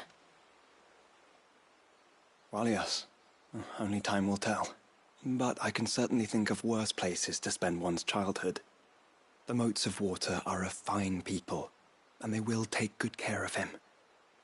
Up by the Vare, Ultima spoke to me. He called Leviathan his most profaned fragment, and told me to redeem the sins that had laid him low. Is that so? The sins of Walyas's ancestors were grave indeed. To force him to prime at so tender an age. And to freeze him in time, that he might never know what it was to live. Yet I doubt either of those crimes was the source of Ultima's displeasure. It was that the Icon's power had been put to another purpose than the one he intended. To him, Leviathan must have seemed an aberration. Could that be why Ultima made no attempt to lead me to him? The fear that this profaned fragment might corrupt his vessel somehow. Perhaps. Or perhaps he simply deemed Leviathan surplus to requirements. having concluded that his vessel might be made to serve his purposes without the full sum of his power. His purposes? There's no escaping them. Even here. Hidden away in Mysidia, the blessing of the crystals proved nothing but a prison. A prison into which Wallius was born, and from which freedom is hard won.